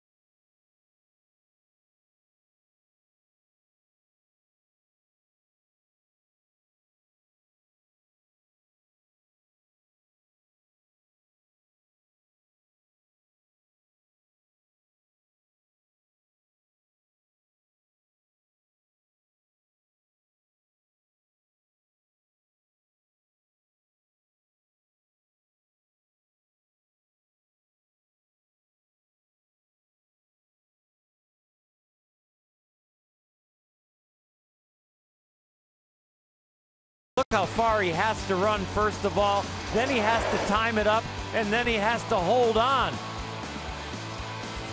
He grimaces right as he catches it because of that impact. You anticipate that you're going to hit, and then you wonder if you're going to get it, and then do I still have the ball? Yes. Relax a little, compose yourself, make it into the dugout, and get congratulated. And hopefully give the offense some momentum. Chris Taylor taking ball one. Top of the order coming up here in a 2-0 game. He's starting to do things to this crowd that he was doing in 2013 when he first got here. You cannot look away from Yasiel Puig these days. And that's only 50% of it because he's doing it that way on the road too. Taylor over second and caught by Walker.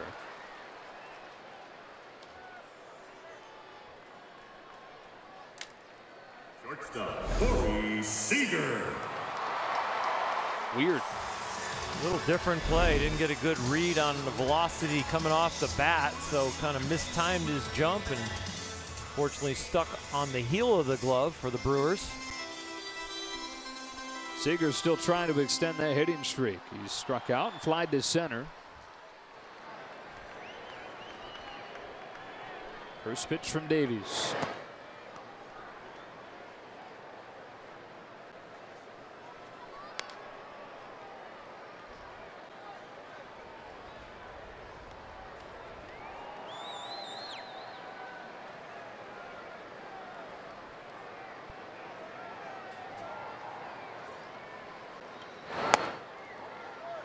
Two 2-0.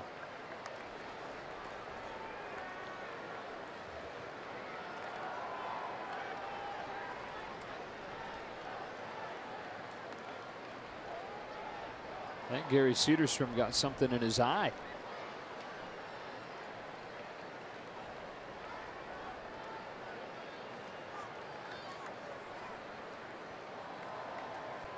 Got a better chance of this pitch being a ball now. Yeah.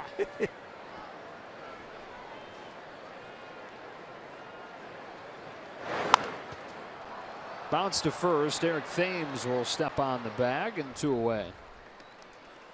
That is completely movement, not velocity. You can just see Corey Seager in a 2-0 count. Hunting fastball gets it. But that ball just, with the late movement and diving action, he just skims the top of it. Tony Watson, as the line keeps on moving through that Dodger bullpen, doing a nice job tonight. The only runs coming on a 2-run home run from Orlando Arcia in the 5th.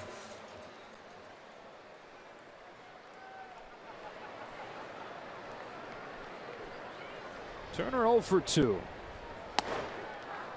Took a strike.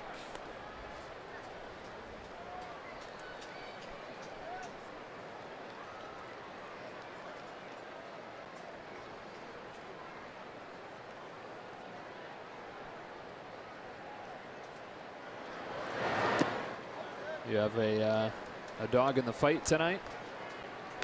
Are we talking about the boxing? That'd be the fight, yeah. I don't know if it's a fight or a spectacle. I'm with you on that. So no? Not really. I'm a little leery. If somebody wants to take a 10-second rest, they could probably make another $100 million in a rematch. It is something. I mean, it's just set up for a lot of odd things that people might second guess.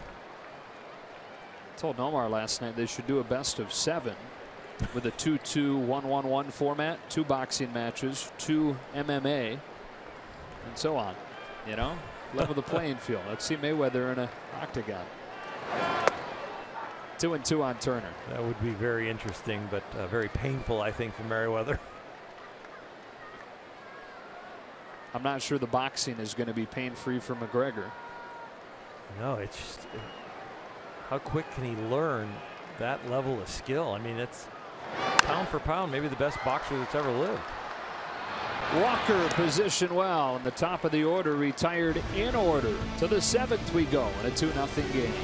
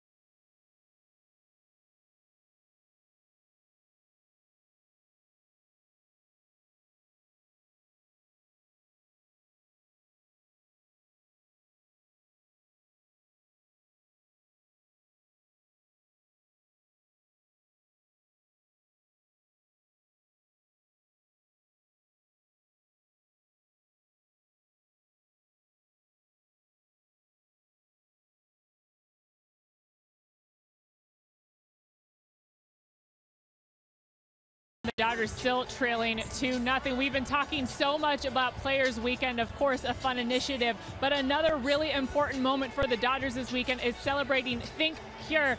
We actually were able to be joined by Dr. Foreman. He's a world-renowned oncologist, and he brought out 9 doctors and 9 different cancer patients that are thriving after all of the money raised, over $2 million from Think Cure, to go for the City of Hope and all of their patients. They've done such an incredible job of raising that money for research and grants, and so many of the patients that are benefiting from that money were here tonight, and just so great to see what they're able to do together in partnership with the Dodgers. Very cool stuff prior to the game tonight. And the Dodgers hoping to come from behind to put on a show for those fans. Tony Watson trying to keep it 2-0, on to pitch the 7th.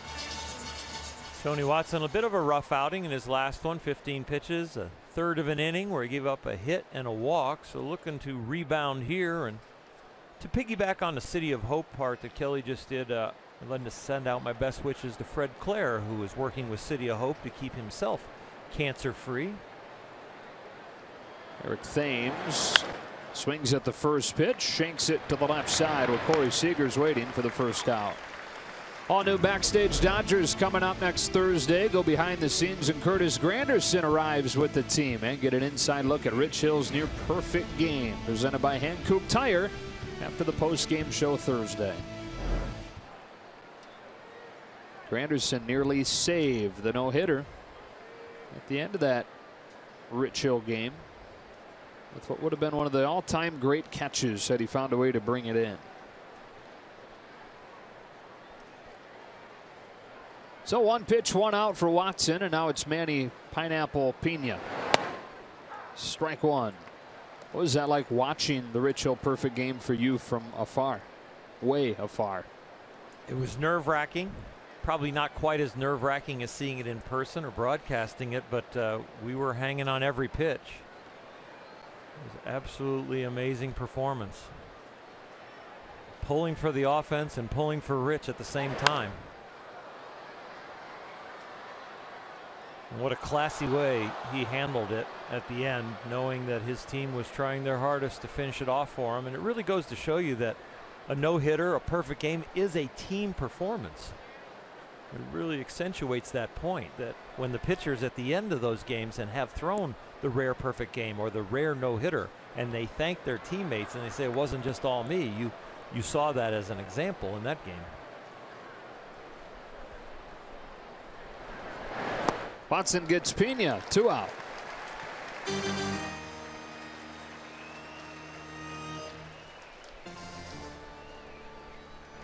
Shortstop Orlando Arcia.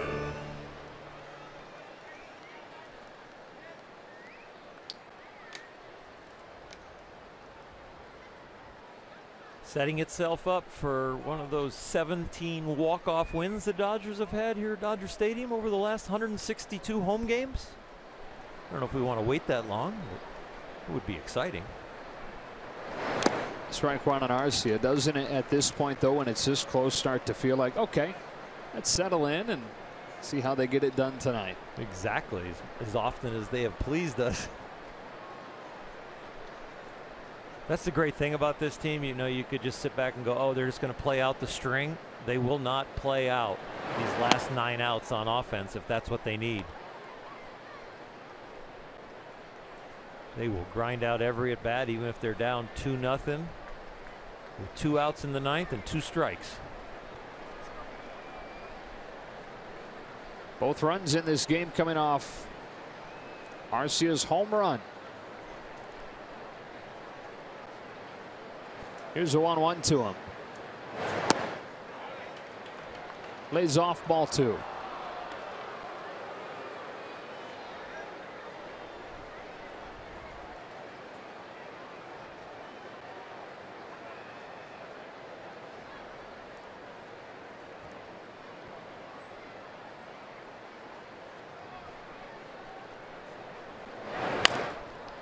Two balls, 2 strikes.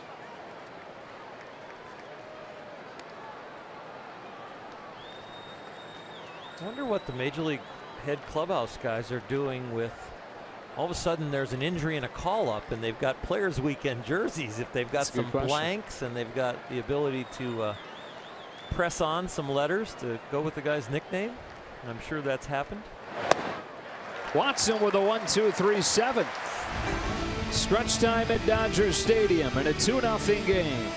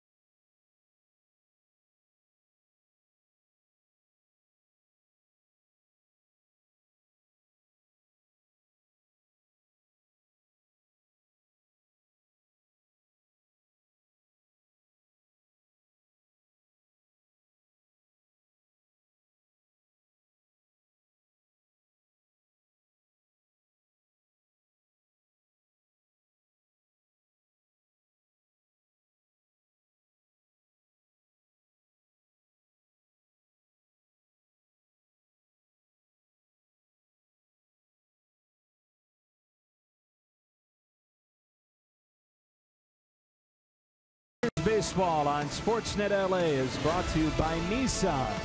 Choose Nissan today for great offers on our most exciting lineup ever. Shop ChooseNissan.com. Dave Roberts and the Dodgers trying to come from behind tonight. Down 2-0 to the bottom of the 7th. Zach Davies has given up just 3 hits over 6 shutout innings, and that's now 12 shutout innings against the Dodgers this year. This is just not any Dodger team. This is one of the best teams we've seen in a long, long time, and he is shutting them down pretty much with ease. Middle part of the order, Curtis Granderson leads it off.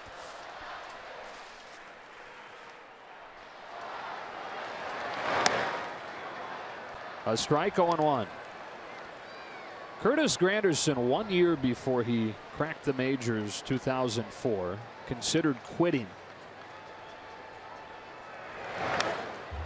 He was in Lakeland, Florida, the Florida State League, staying in dorms that he said were infested with ants and roaches, and he just kind of felt like he was missing out on a better life outside of baseball. It's far from the glamour of the majors. And he was ready to hang it up late in that season. Pulls a line drive to right. That's caught by Santana for the first out. For whatever reason, that year in the Florida State League, each of the last 3 Sundays of the season were off days. There was some weird scheduling quirk, and that allowed Curtis to get away from the game a little bit more, gain a little bit of added perspective. And he thinks if it wasn't for that weird schedule quirk, if he hadn't had those few extra days late in the season, he might not still be playing baseball. He might not have ever cracked the majors a year after that. Strike 1 on Grandal.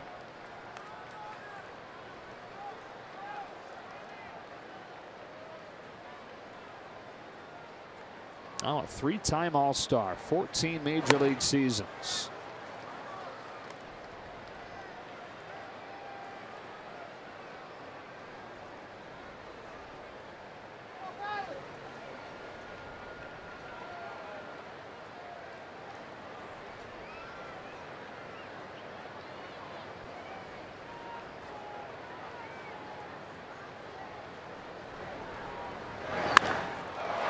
Fly ball to right center field. Perez and Santana back, and Perez catches it on the warning track. 71 degrees right now here at Dodger Stadium. A little different than maybe tomorrow in the day game when it'll probably be about 90. The ball will probably jump out of here. Yeah, it's going to be a warm one tomorrow, man. That's what I've heard. You going to wear your Players Weekend jersey? I think I might have to. It's going to be a little lighter than a coat and tie. What you wearing? Shirtless. Oh boy, gun day. Yeah, sun's out, guns out. All right, I'm looking forward to this. Me and Puig. Drags a bouncing ball foul, strike one.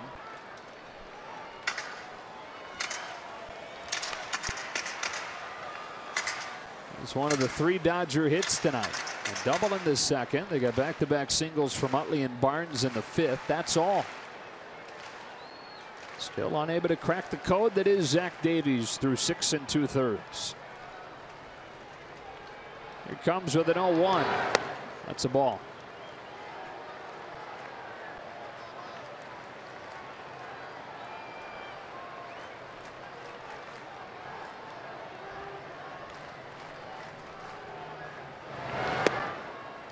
Two and one. 7 outs to get at least 2 runs for the Dodgers. We watch Luis Avilan get ready in the bullpen. Yasiel Puig at the plate, though, would like to make it 1 run over the next 7 outs. Lifts one to left. Braun hardly has to move forward. And the Dodgers down quietly again. Zach Davies mowing them down tonight. 7 shutout innings.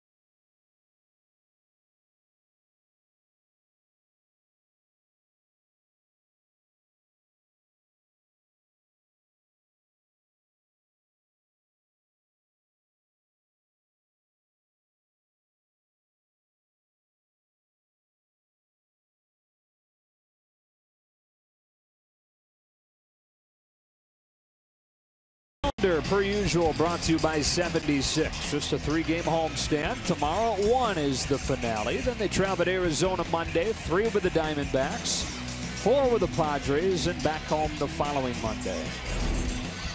Yasiel Puig out as part of a double switch. He made the last out, so that would make it a natural move under those conditions. You also wonder after he crashed into the wall what he's feeling like. But Hernandez replaces him.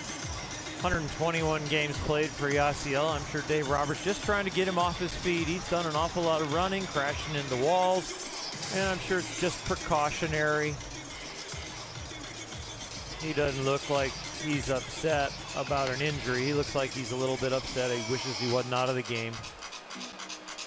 But he has done a lot here tonight. Double where he scampered over to third on a fielder's choice, and then this amazing run-saving catch, a home run-saving catch. Range plus the crash plus holding on to the ball. So that wrenching that you take right there, just crashing into the wall, can all of a sudden bring some aches and pains. And Dave Roberts says, get a little treatment early. Keon Broxton pinch hitting against Luis Avilan to open the 8th inning. And that ends Zach Davies' night. First pitch breaking ball misses. So good to have Davies out of there, but the back end of the Brewers bullpen has been one of the strengths, so it won't be easy.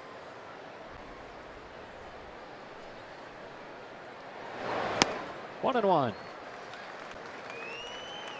Outstanding outing from that young man right there. Bat Boy showed up tonight again. A road warrior, came into this game 7-1 this year on the road. 14-7 overall.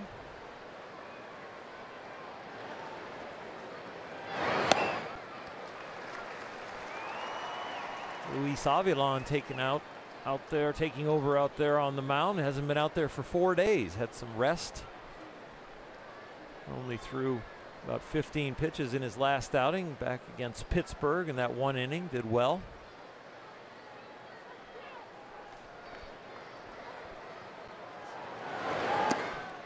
Not giving up a run in a month and a half. It's 14 outings in a row for the left-hander from Venezuela.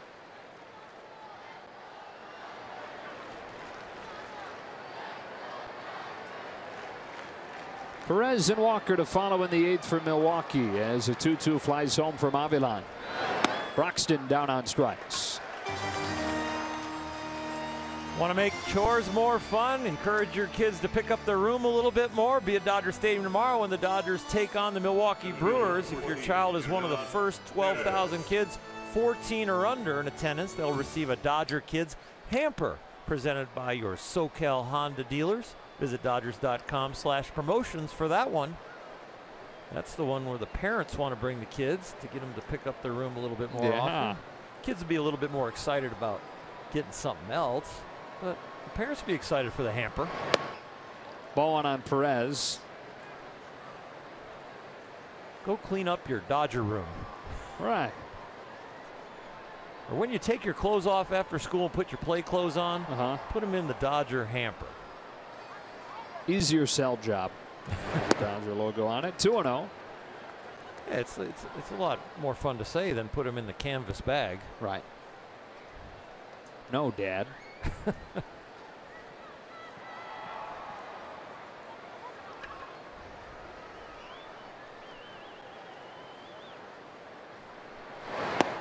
Two and one. My boys were a little bit more into indirect disobedience. What's that? Forget. Oh, Dad, I forgot. Ah, that's maddening. Right?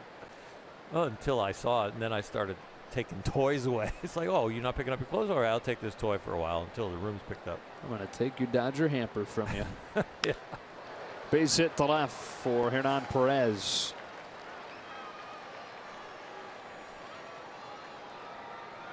First hit for the Brewers since the 5th.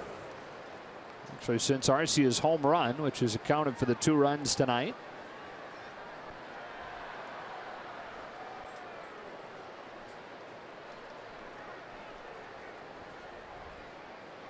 Here's Walker. Flipped around to the right side now. Neil Walker against Luis Avilan.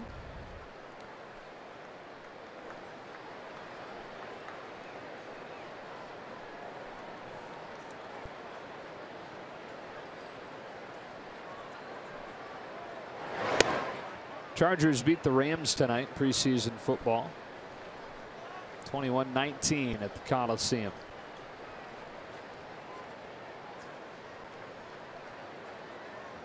We'll liven up talk radio tomorrow.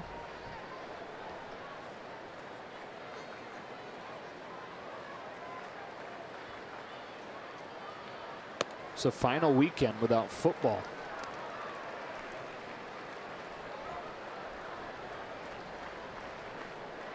College start next weekend? Wow. Huge Alabama fans in our family because my brothers both went to Alabama. So there's some people out there frowning right now, I'm sure. Roll Tide, Oral. Yep, for sure.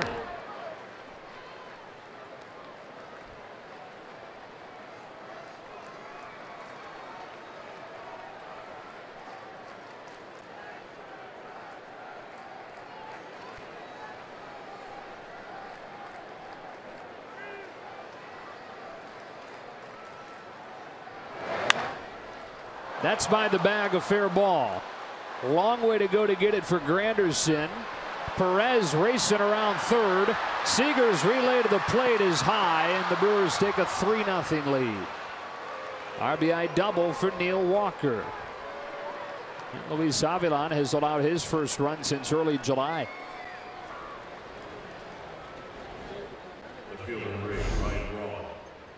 Walker hits from both sides, and this one he catches a little off-speed pitch and pulls it down the line. Justin Turner's got a shot at it, but sneaks under his glove, and then a couple of errant throws here on the relay. Granderson gets pulled inward, gets Corey Seager off balance, and then his throw, knowing he needs to rush, a little up high. That third run makes it a little tougher for the Dodgers to come back.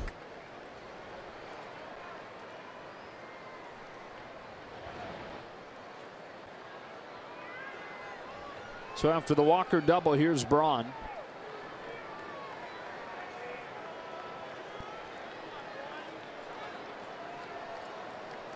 Local guy, Granada Hills High School.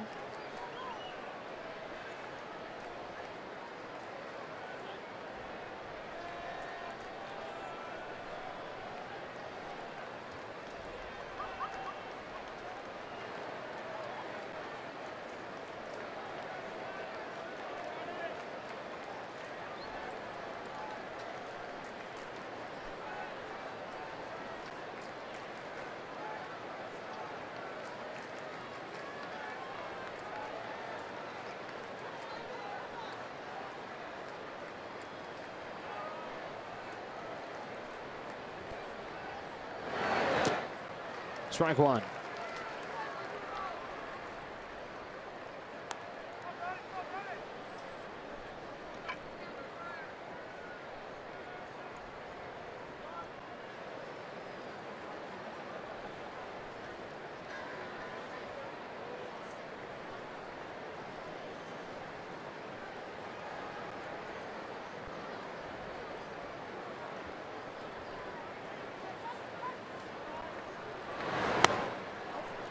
One and one.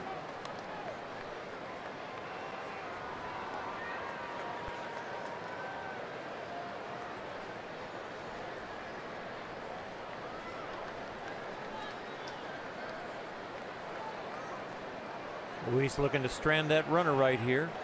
Lose a little momentum by giving up the third run, but lose a lot if you give up the fourth.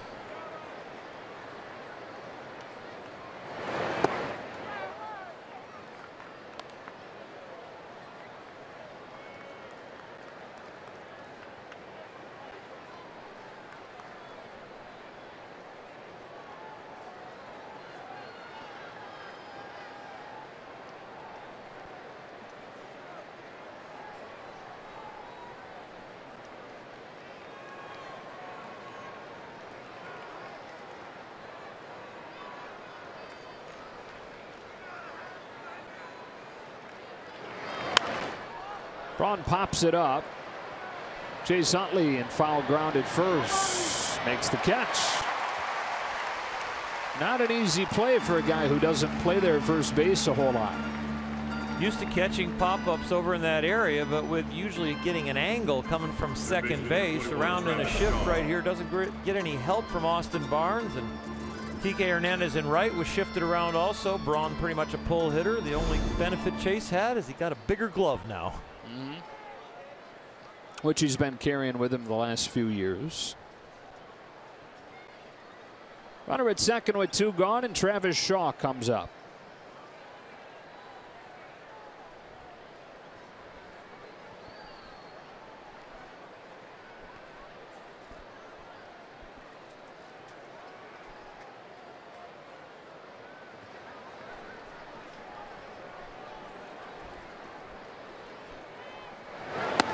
Ball one.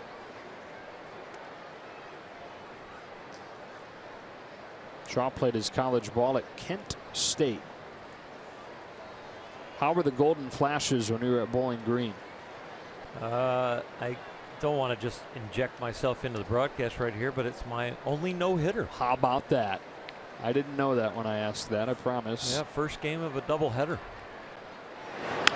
I don't think they had a really good team because a guy who got a spot start started the second game and had a no-hitter going into the seventh and then gave up a single in the seventh. So my only no-hitter against Kent State in college was probably against a pretty weak team that year. Maybe they're just having an off day. You threw them off their game in game one. Well, thank you for that. You betcha.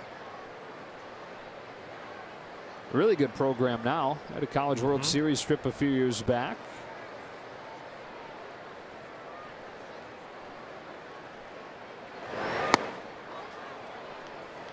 No swing, 2-1. Well, the lull that you feel in the game right now because you give up the third run here. The fans are really quiet. The Brewers are still on offense. It's the same energy that the guys on the field feel. And it's the energy that when they hit the dugout after this third out, hopefully, and it's still 3-0, that Dave Roberts is so good at all of a sudden coming down from his post and injecting energy into the bench and focusing and getting a little noise going and coming up with a little bit of a verbal game plan. And other guys on the team are part of that too, but Dave is so good at it because when the leader does that, then everybody else has permission to kind of join in. A human shot of espresso. Yeah, there you go.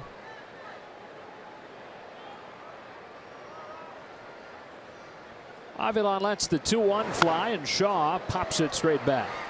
It's what Tommy Lasorda was so good at when he played here, and just Tommy believed that tonight's game was the most important game in the world. It was the only one we're playing. He didn't think about yesterday. He didn't think about tomorrow. He thought about this game. He thought every game could be won. He was positive no matter what the situation, and he was going to inspire you. And if you responded to him after some of that with, "We're trying," or "I'm trying," he'd say, "I can get," and he'd use this profession, "I can get truck drivers to try for what we're paying you guys. We need you guys to do it." So he had tons of motivational lines and comebacks just like Dave Roberts. And both ring with integrity because they are very consistent individuals. Tommy in his championship years and still that way, and Dave Roberts right now.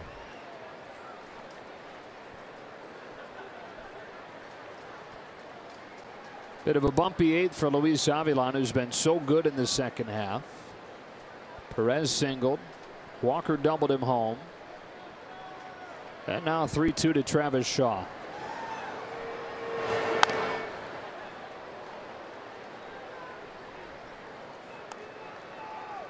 Bottom of the Dodge order coming up in the bottom of the eighth. It's Utley, Barnes, and Kike Hernandez, who's been double switched into the pitcher's spot.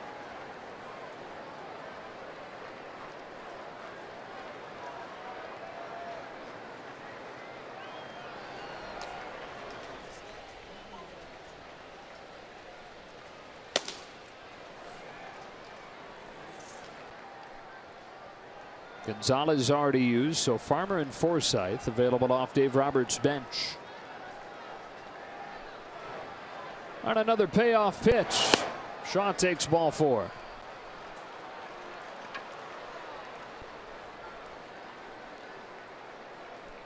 Right fielder number 16, Domingo Santana. And Domingo Santana comes up with 2 out, trying to add on to this 3-0 Brewers lead. Milwaukee keeps hanging around in the Central Division race. 3.5 back of the Cubs after the Cubs rolled this afternoon. The Brewers have been in first more than anyone this year in the Central.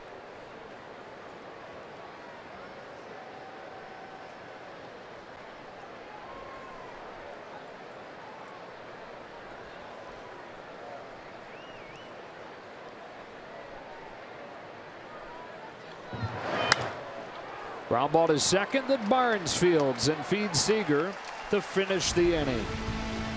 Brewers add 1 and lead 3-0 to the bottom of the 8th.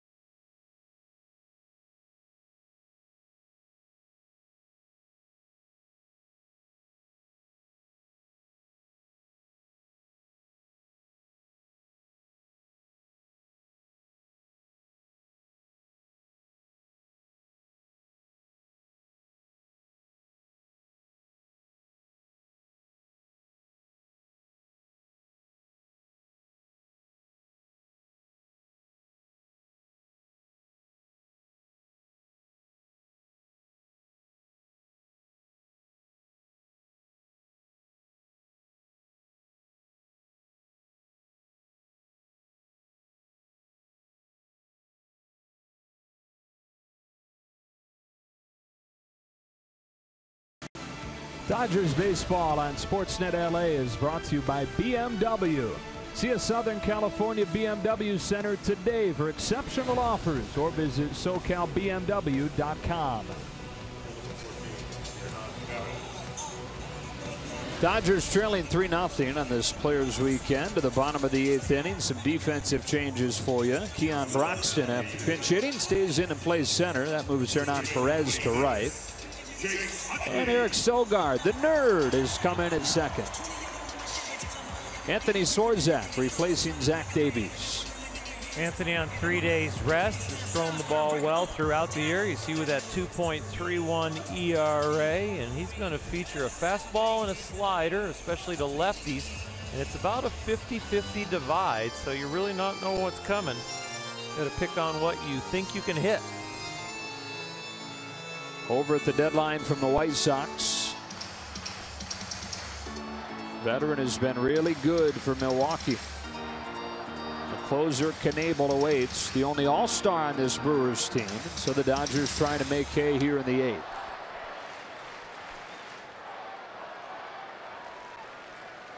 Gary Cederstrom making the moves official with Sogard in the game at second and Perez sliding over to right.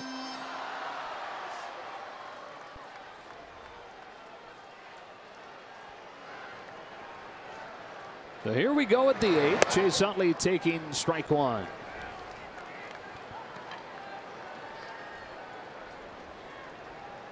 As one of the Dodgers' 3 hits tonight. Barnes has one. Puig has one.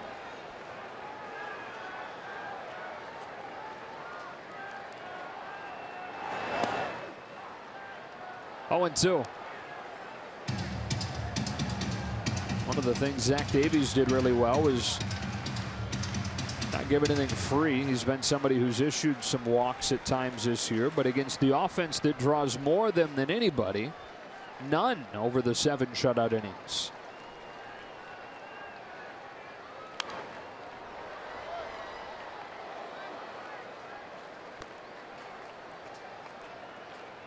We've seen Chase Utley this year start some of these late inning rallies. We've seen him get key hits that have finished off games too.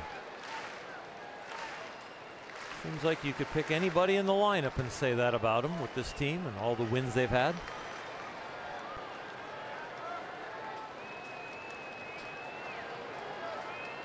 I think the 10 walk-off hits, 9 different guys have hit him. Logan Forsythe, the only one with multiple. Logie Bear? That guy. Another 0-2. Utley corks one foul. Who is still available tonight, same as Kyle Farmer, but that's all for Dave Roberts as this game gets late. Dave Roberts would be very confident putting either one of those 2 guys up there. Logan Forsythe with a home run yesterday showing off the power, and Kyle Farmer has been a very nice piece coming off the bench this year.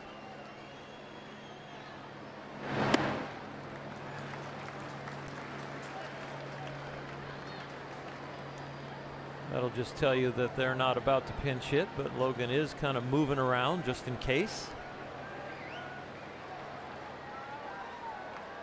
Be a while before the pitcher's spot comes up with a double switch. The pitcher now 6 in the order.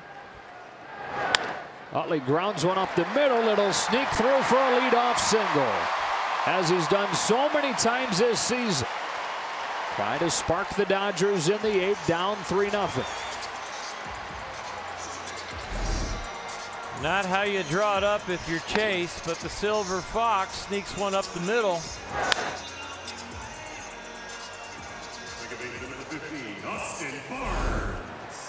Pretty sly of him. You beat me to it. I was like looking for the word. Mid-thought, anticipating the replay. Here it comes. Where's the word? Nope, couldn't find it. Snooze you lose, Bulldog. You got me. Barnes 1 for 2. On deck, Kike Hernandez.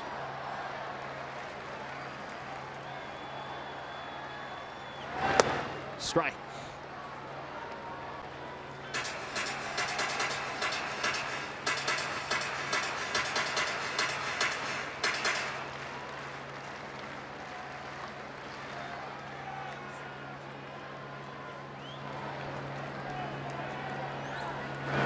up by the tower. It's 1-1.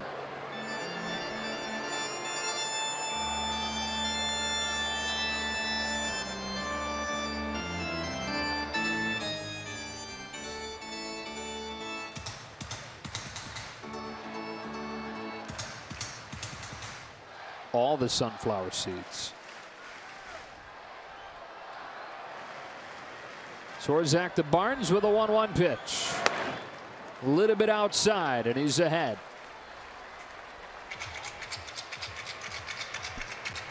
Can start to feel that sense of anticipation for more than 52,000 in the building tonight. 52,345.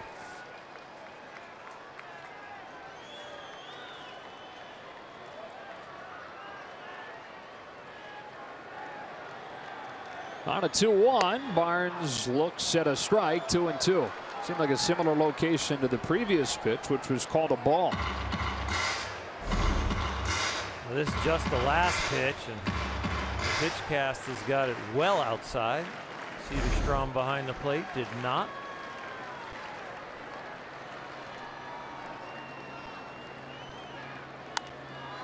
Stays alive, still 2-2.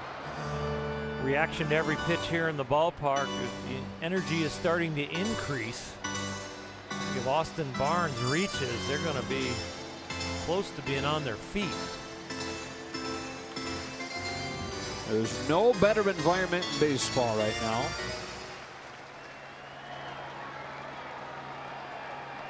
In the building where the Dodgers have gone 52-14 this year and won 31 of their last 35 games.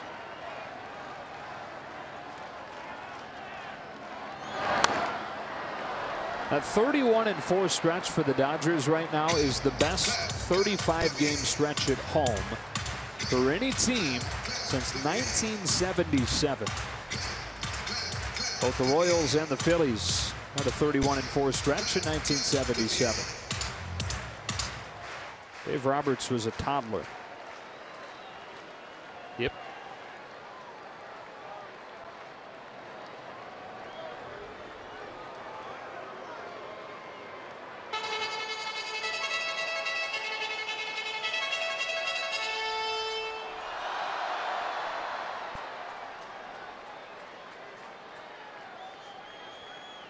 Utley at first, nobody out. Swarzak to Barnes with another 2-2.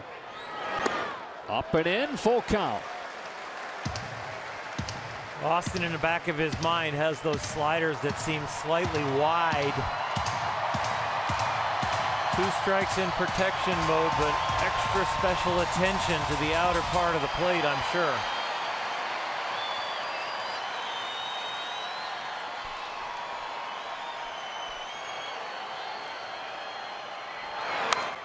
Stays alive again.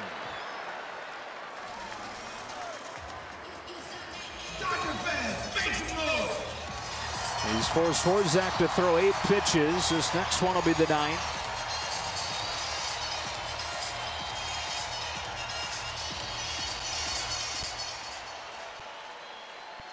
After the leadoff single from Utley, a battle from Barnes against Swarzak.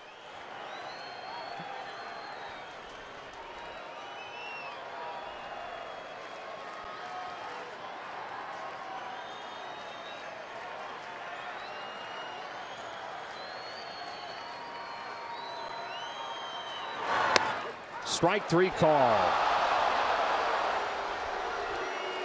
Swarzak made a good pitch when he had to have it for the first out of the inning. Boy, it seems like Austin does have a gripe. Pitchcast thinks so too. Headed to first base and asked to make a U-turn to the dugout.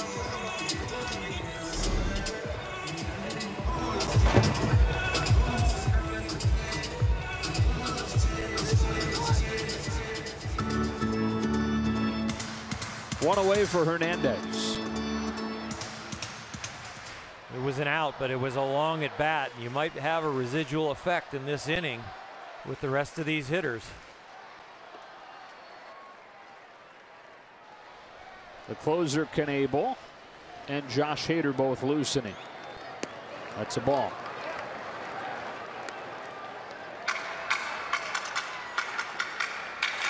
If I was Schwarzy on the mound, I would also keep peppering that outside corner. He's getting a wide one. Why go somewhere else when the umpire is giving you the benefit of the doubt out there?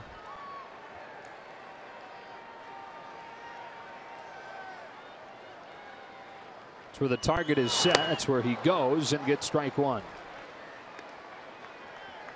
It's really hard as a hitter to hit at the big league level. It's exceptionally hard when you think the strike zone is wide.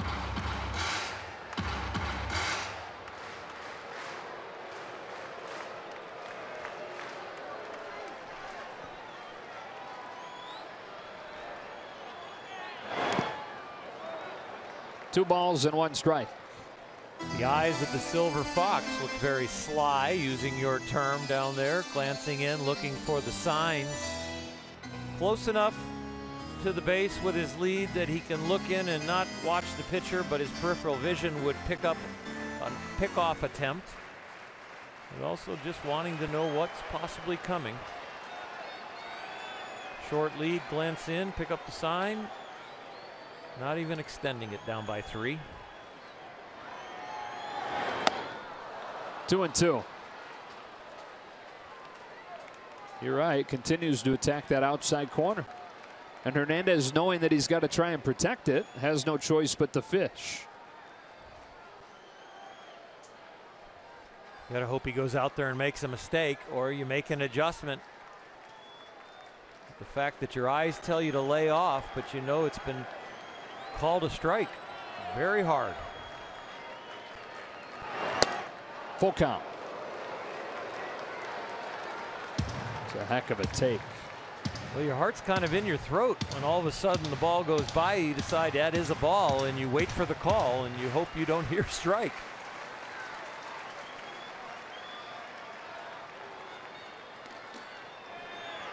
Three 3-0 Brewers, bottom of the 8th inning. Utley at first after the leadoff single. And a full count pitch to Kike Hernandez. Back-to-back strikeouts for Anthony Swarzak to the outside corner. Center field number 3, Chris Taylor. Wow.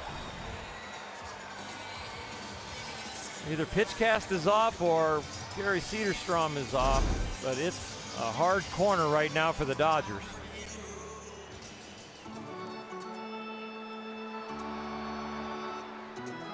He is buckled down after Utley started the inning with a ground ball single. Now the top of the order and Chris Taylor.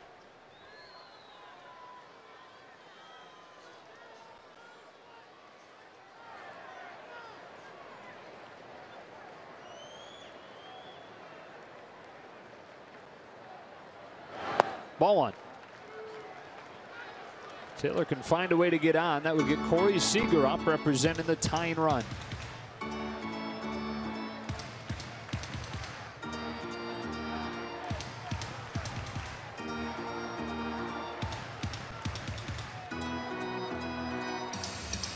Gary Cederstrom's getting an earful now from the Dodger dugout.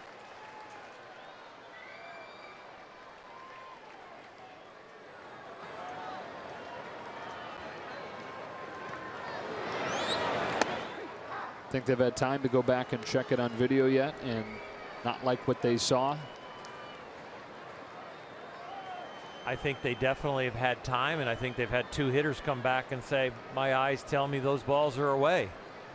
I mean, the number one thing you can argue from a bench is height, because that's what you have. You're down at the level of the hitter's knees and shoulders, and your eyes can tell you height.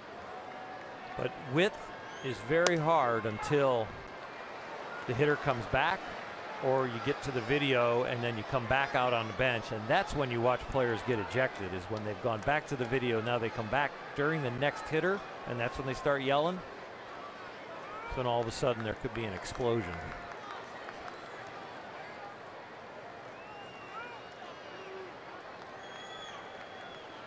Going outside again, and that's where he lived after the leadoff single from Chase Utley to strike out 3 in a row.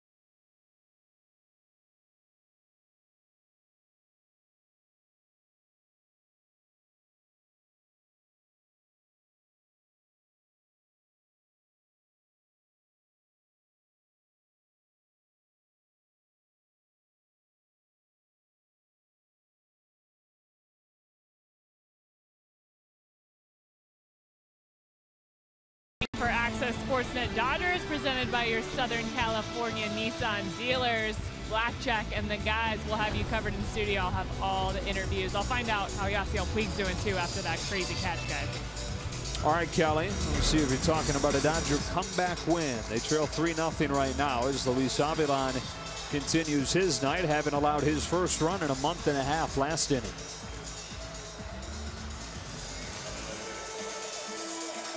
Eric Thames leads off the frame for the Brewers. I mentioned earlier that he was a legend in Korea the last few years. We're talking like the #1 superstar in the entire country. And a guy that looks like that, he stands out in Korea. Big beard of his, an African-American man, huge arms. Hard for him to even go out without getting pulled aside and ask for a picture or ask for an autograph, just to shake his hand. Maybe he got a few free meals. I bet there were 1 or 2. Send that table over a drink.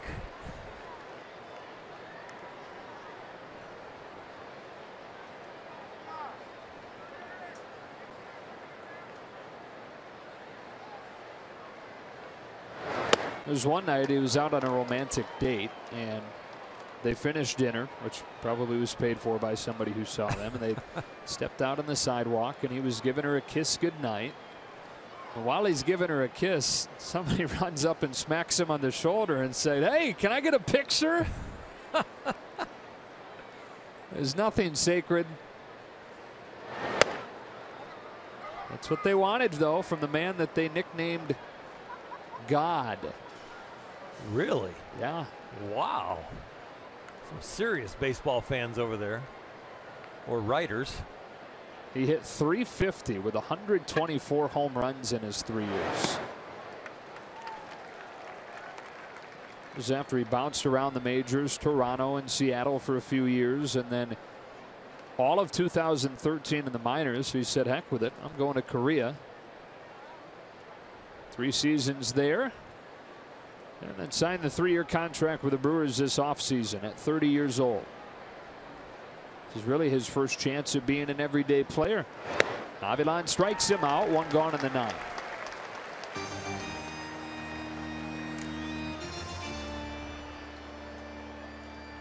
Well, the players that go to Korea or Japan, and they're called imports.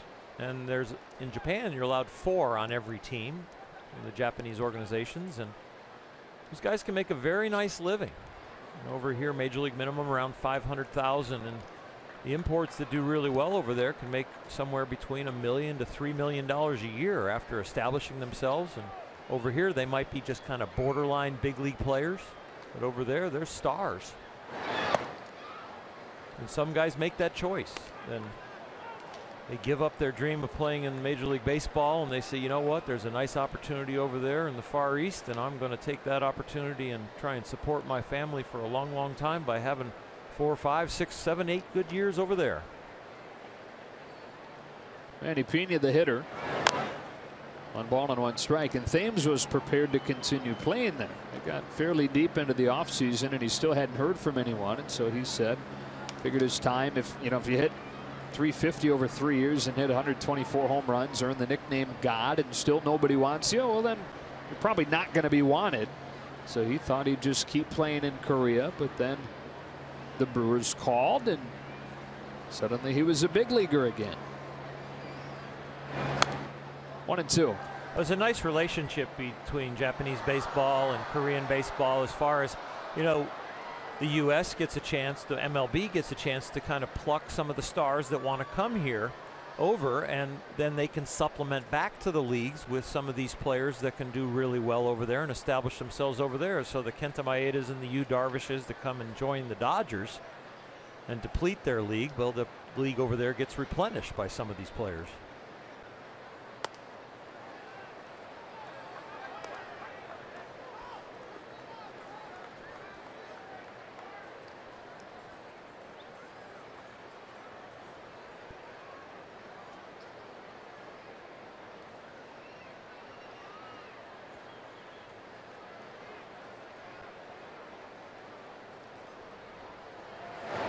Got him swinging.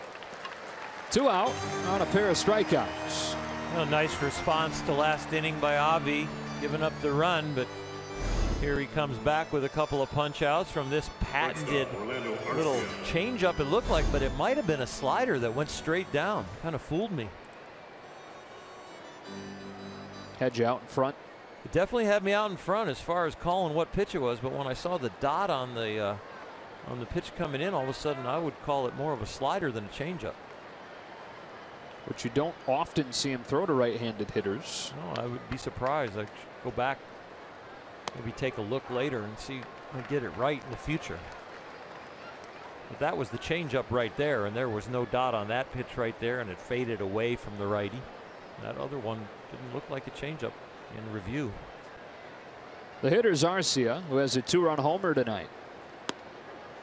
Nice breaking pitch, bottom of the zone, almost unhittable. Strike 2. Great acceleration and arm speed on that curveball. He didn't baby it at all, which we have seen sometimes because he doesn't throw it very often. He just accelerates and whips that one right in there. Get that sharp break.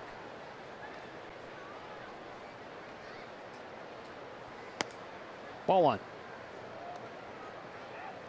I'd love to see him back that up sometimes, just because you throw one that has such good feel. You're trying to develop it and bring it into your arsenal in key situations.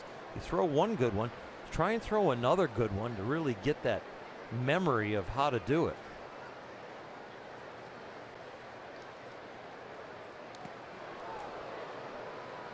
He tried to throw one there, just kind of. When that happens, a lot of times for me, it was a grip pressure thing that you just kind of grab onto it. And I'm going to make sure I bounce this, and you change your grip pressure, and then you just spike it. Try to throw it too well. Yeah, but if that anxiousness or energy of I want to throw a good one comes at the wrong time, it turns into a spike or a jerk. You've got to have that consistent energy so it's more of a flow and a rhythm. Full count. Easier to keep the rhythm on a fastball because your hand is pretty much in the same place the whole time. But on a breaking ball, with a lot of people, they are rotating their fingers through the ball or around the ball. And so if the energy comes during that time, it can turn into like a spike or a jerk. Hard grounder to short. Backhand Corey Seager. He'll lead off the bottom of the 9th for the Dodgers as they bring up 2, 3, and 4. Trying to make some more magic and send her home happy.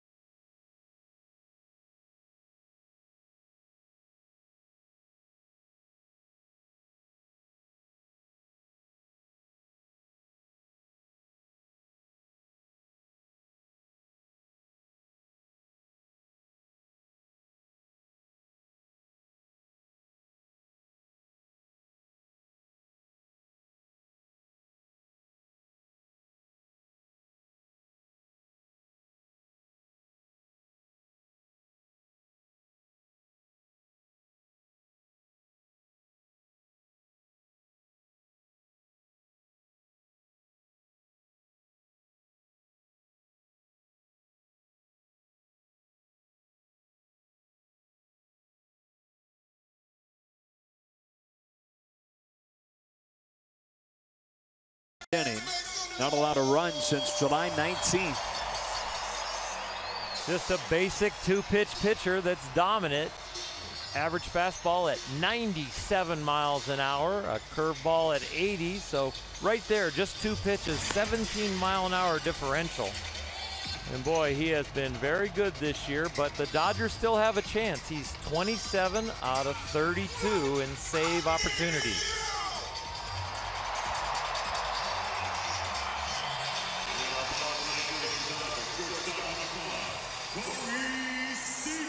Well, they've got the right guys coming up. Seager, Turner, Granderson.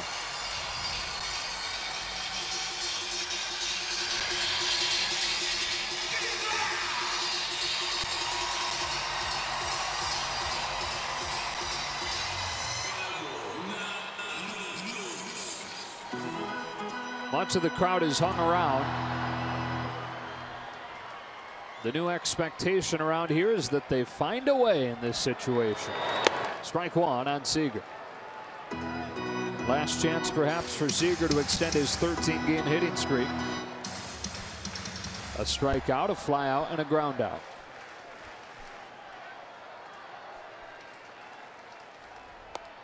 Oh, 0-2.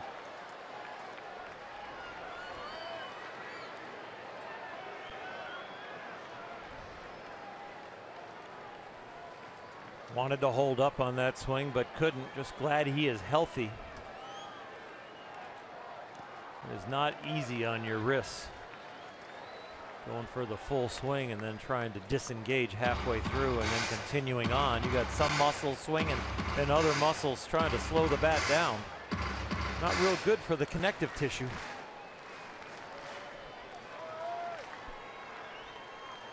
Corey Seager starting the ninth for the Dodgers. Driving a ball the other way, but was a little bit late on it, and it stays at 1-2. Finale is tomorrow, 1:10 start time as Yu Darvish returns from the disabled list to go for the Dodgers against Jimmy Nelson of the Brewers.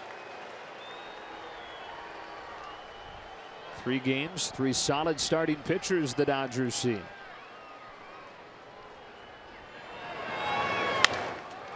Rolls one to third. Long throw. Travis Shaw pulled him off the bag, and Seager aboard to start the ninth.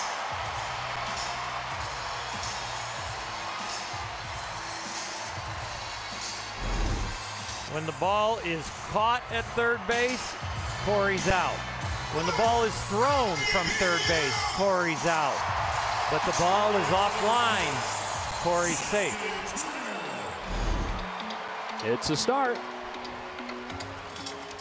And it will start to get louder.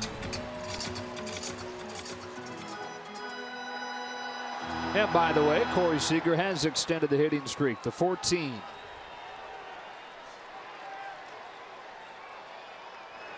Justin Turner. Strike one.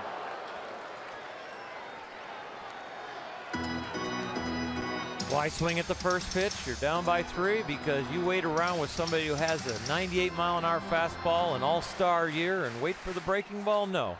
You see something you like, you need to try and put it in play.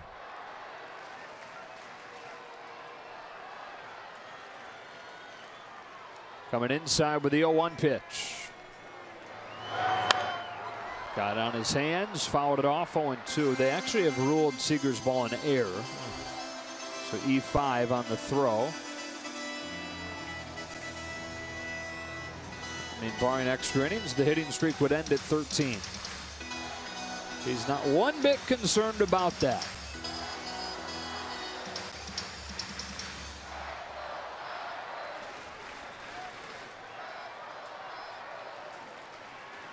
Turner 3 groundouts tonight, very un-Turner-like. Well, that is definitely completely opposite of his game plan when he tries to get the ball elevated every at bat. Barely gets a piece in 98 at the letters and stays alive.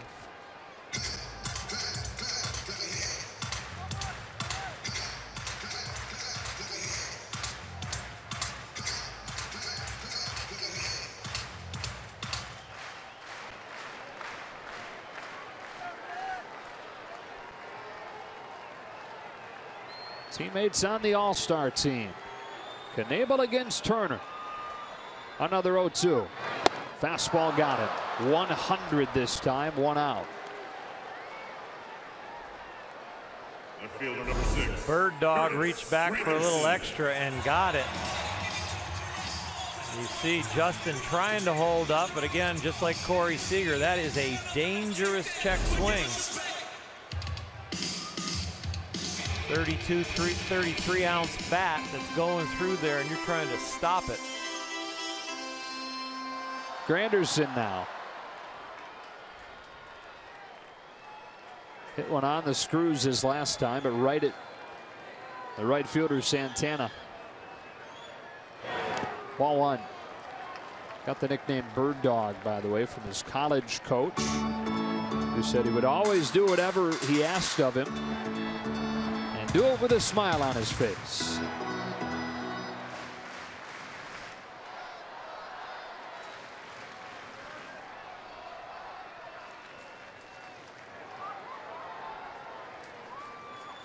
His 1-0. Popped up. Spinning its way towards the screen. Piña's back, and it's out of play.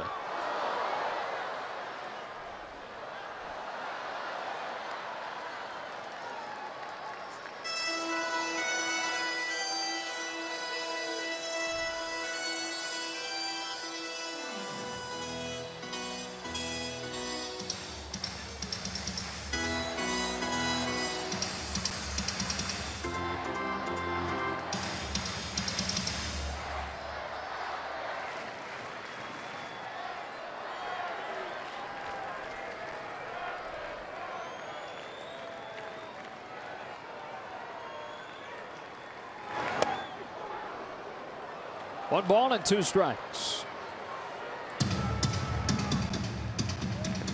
Well, he jumped it from 98 to 100 to get rid of Justin Turner. Will he reach back and just let one fly around the shoulders here? Looks like he's going curveball.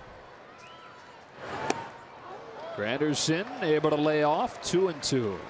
Didn't see the sign, but from the center field camera saw the spike of the index finger on the ball.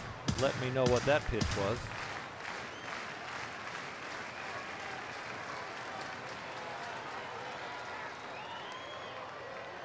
Like breaking ball again. This time it works. And the Dodgers down to their final out. Catcher number 9. 100 miles an hour down to about whatever that is, 84-ish, 83-ish. That is a very hard pitch because it starts out right where the 100-mile-an-hour fastball is headed, and you want to take it, and then it drops in the zone.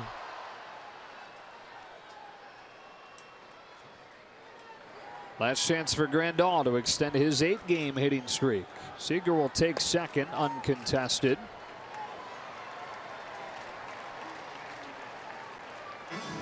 His run not a big deal at this point. Dodgers need to get Grandal on and create drama for Logan Forsythe.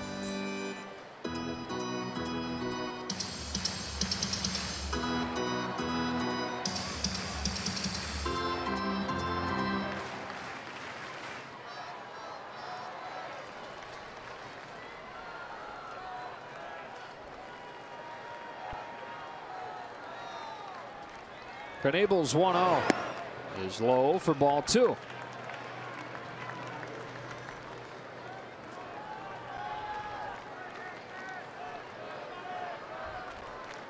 Should be a pure take here almost, unless it's right down the middle, kind of low where Yasmani likes it. Shouldn't be swinging at anything near the shoulders. Easy for me to say up here.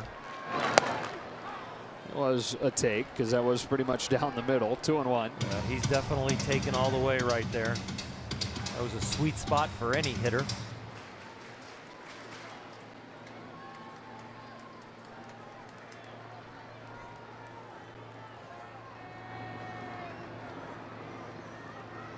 Knebel's 2-1 is ball 3. I think we're back to a sure take again. What he sees 3-1 is probably what he'll see 3-2. Give him 2 shots to walk you.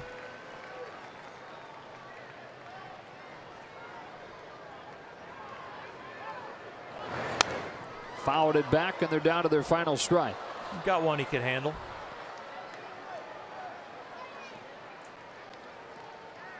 Brewers tonight 2 in the 5th and a home run from Orlando Arcia and 1 in the 8th and a double from Neil Walker.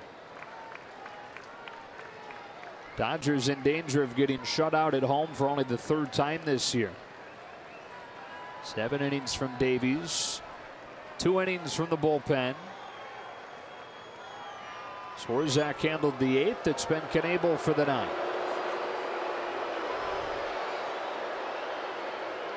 Just making sure that signs are not being relayed. I think they went shake, shake, and then just used one finger for a fastball in. They didn't do anything deceptive, so pretty easy for Corey Seager to relay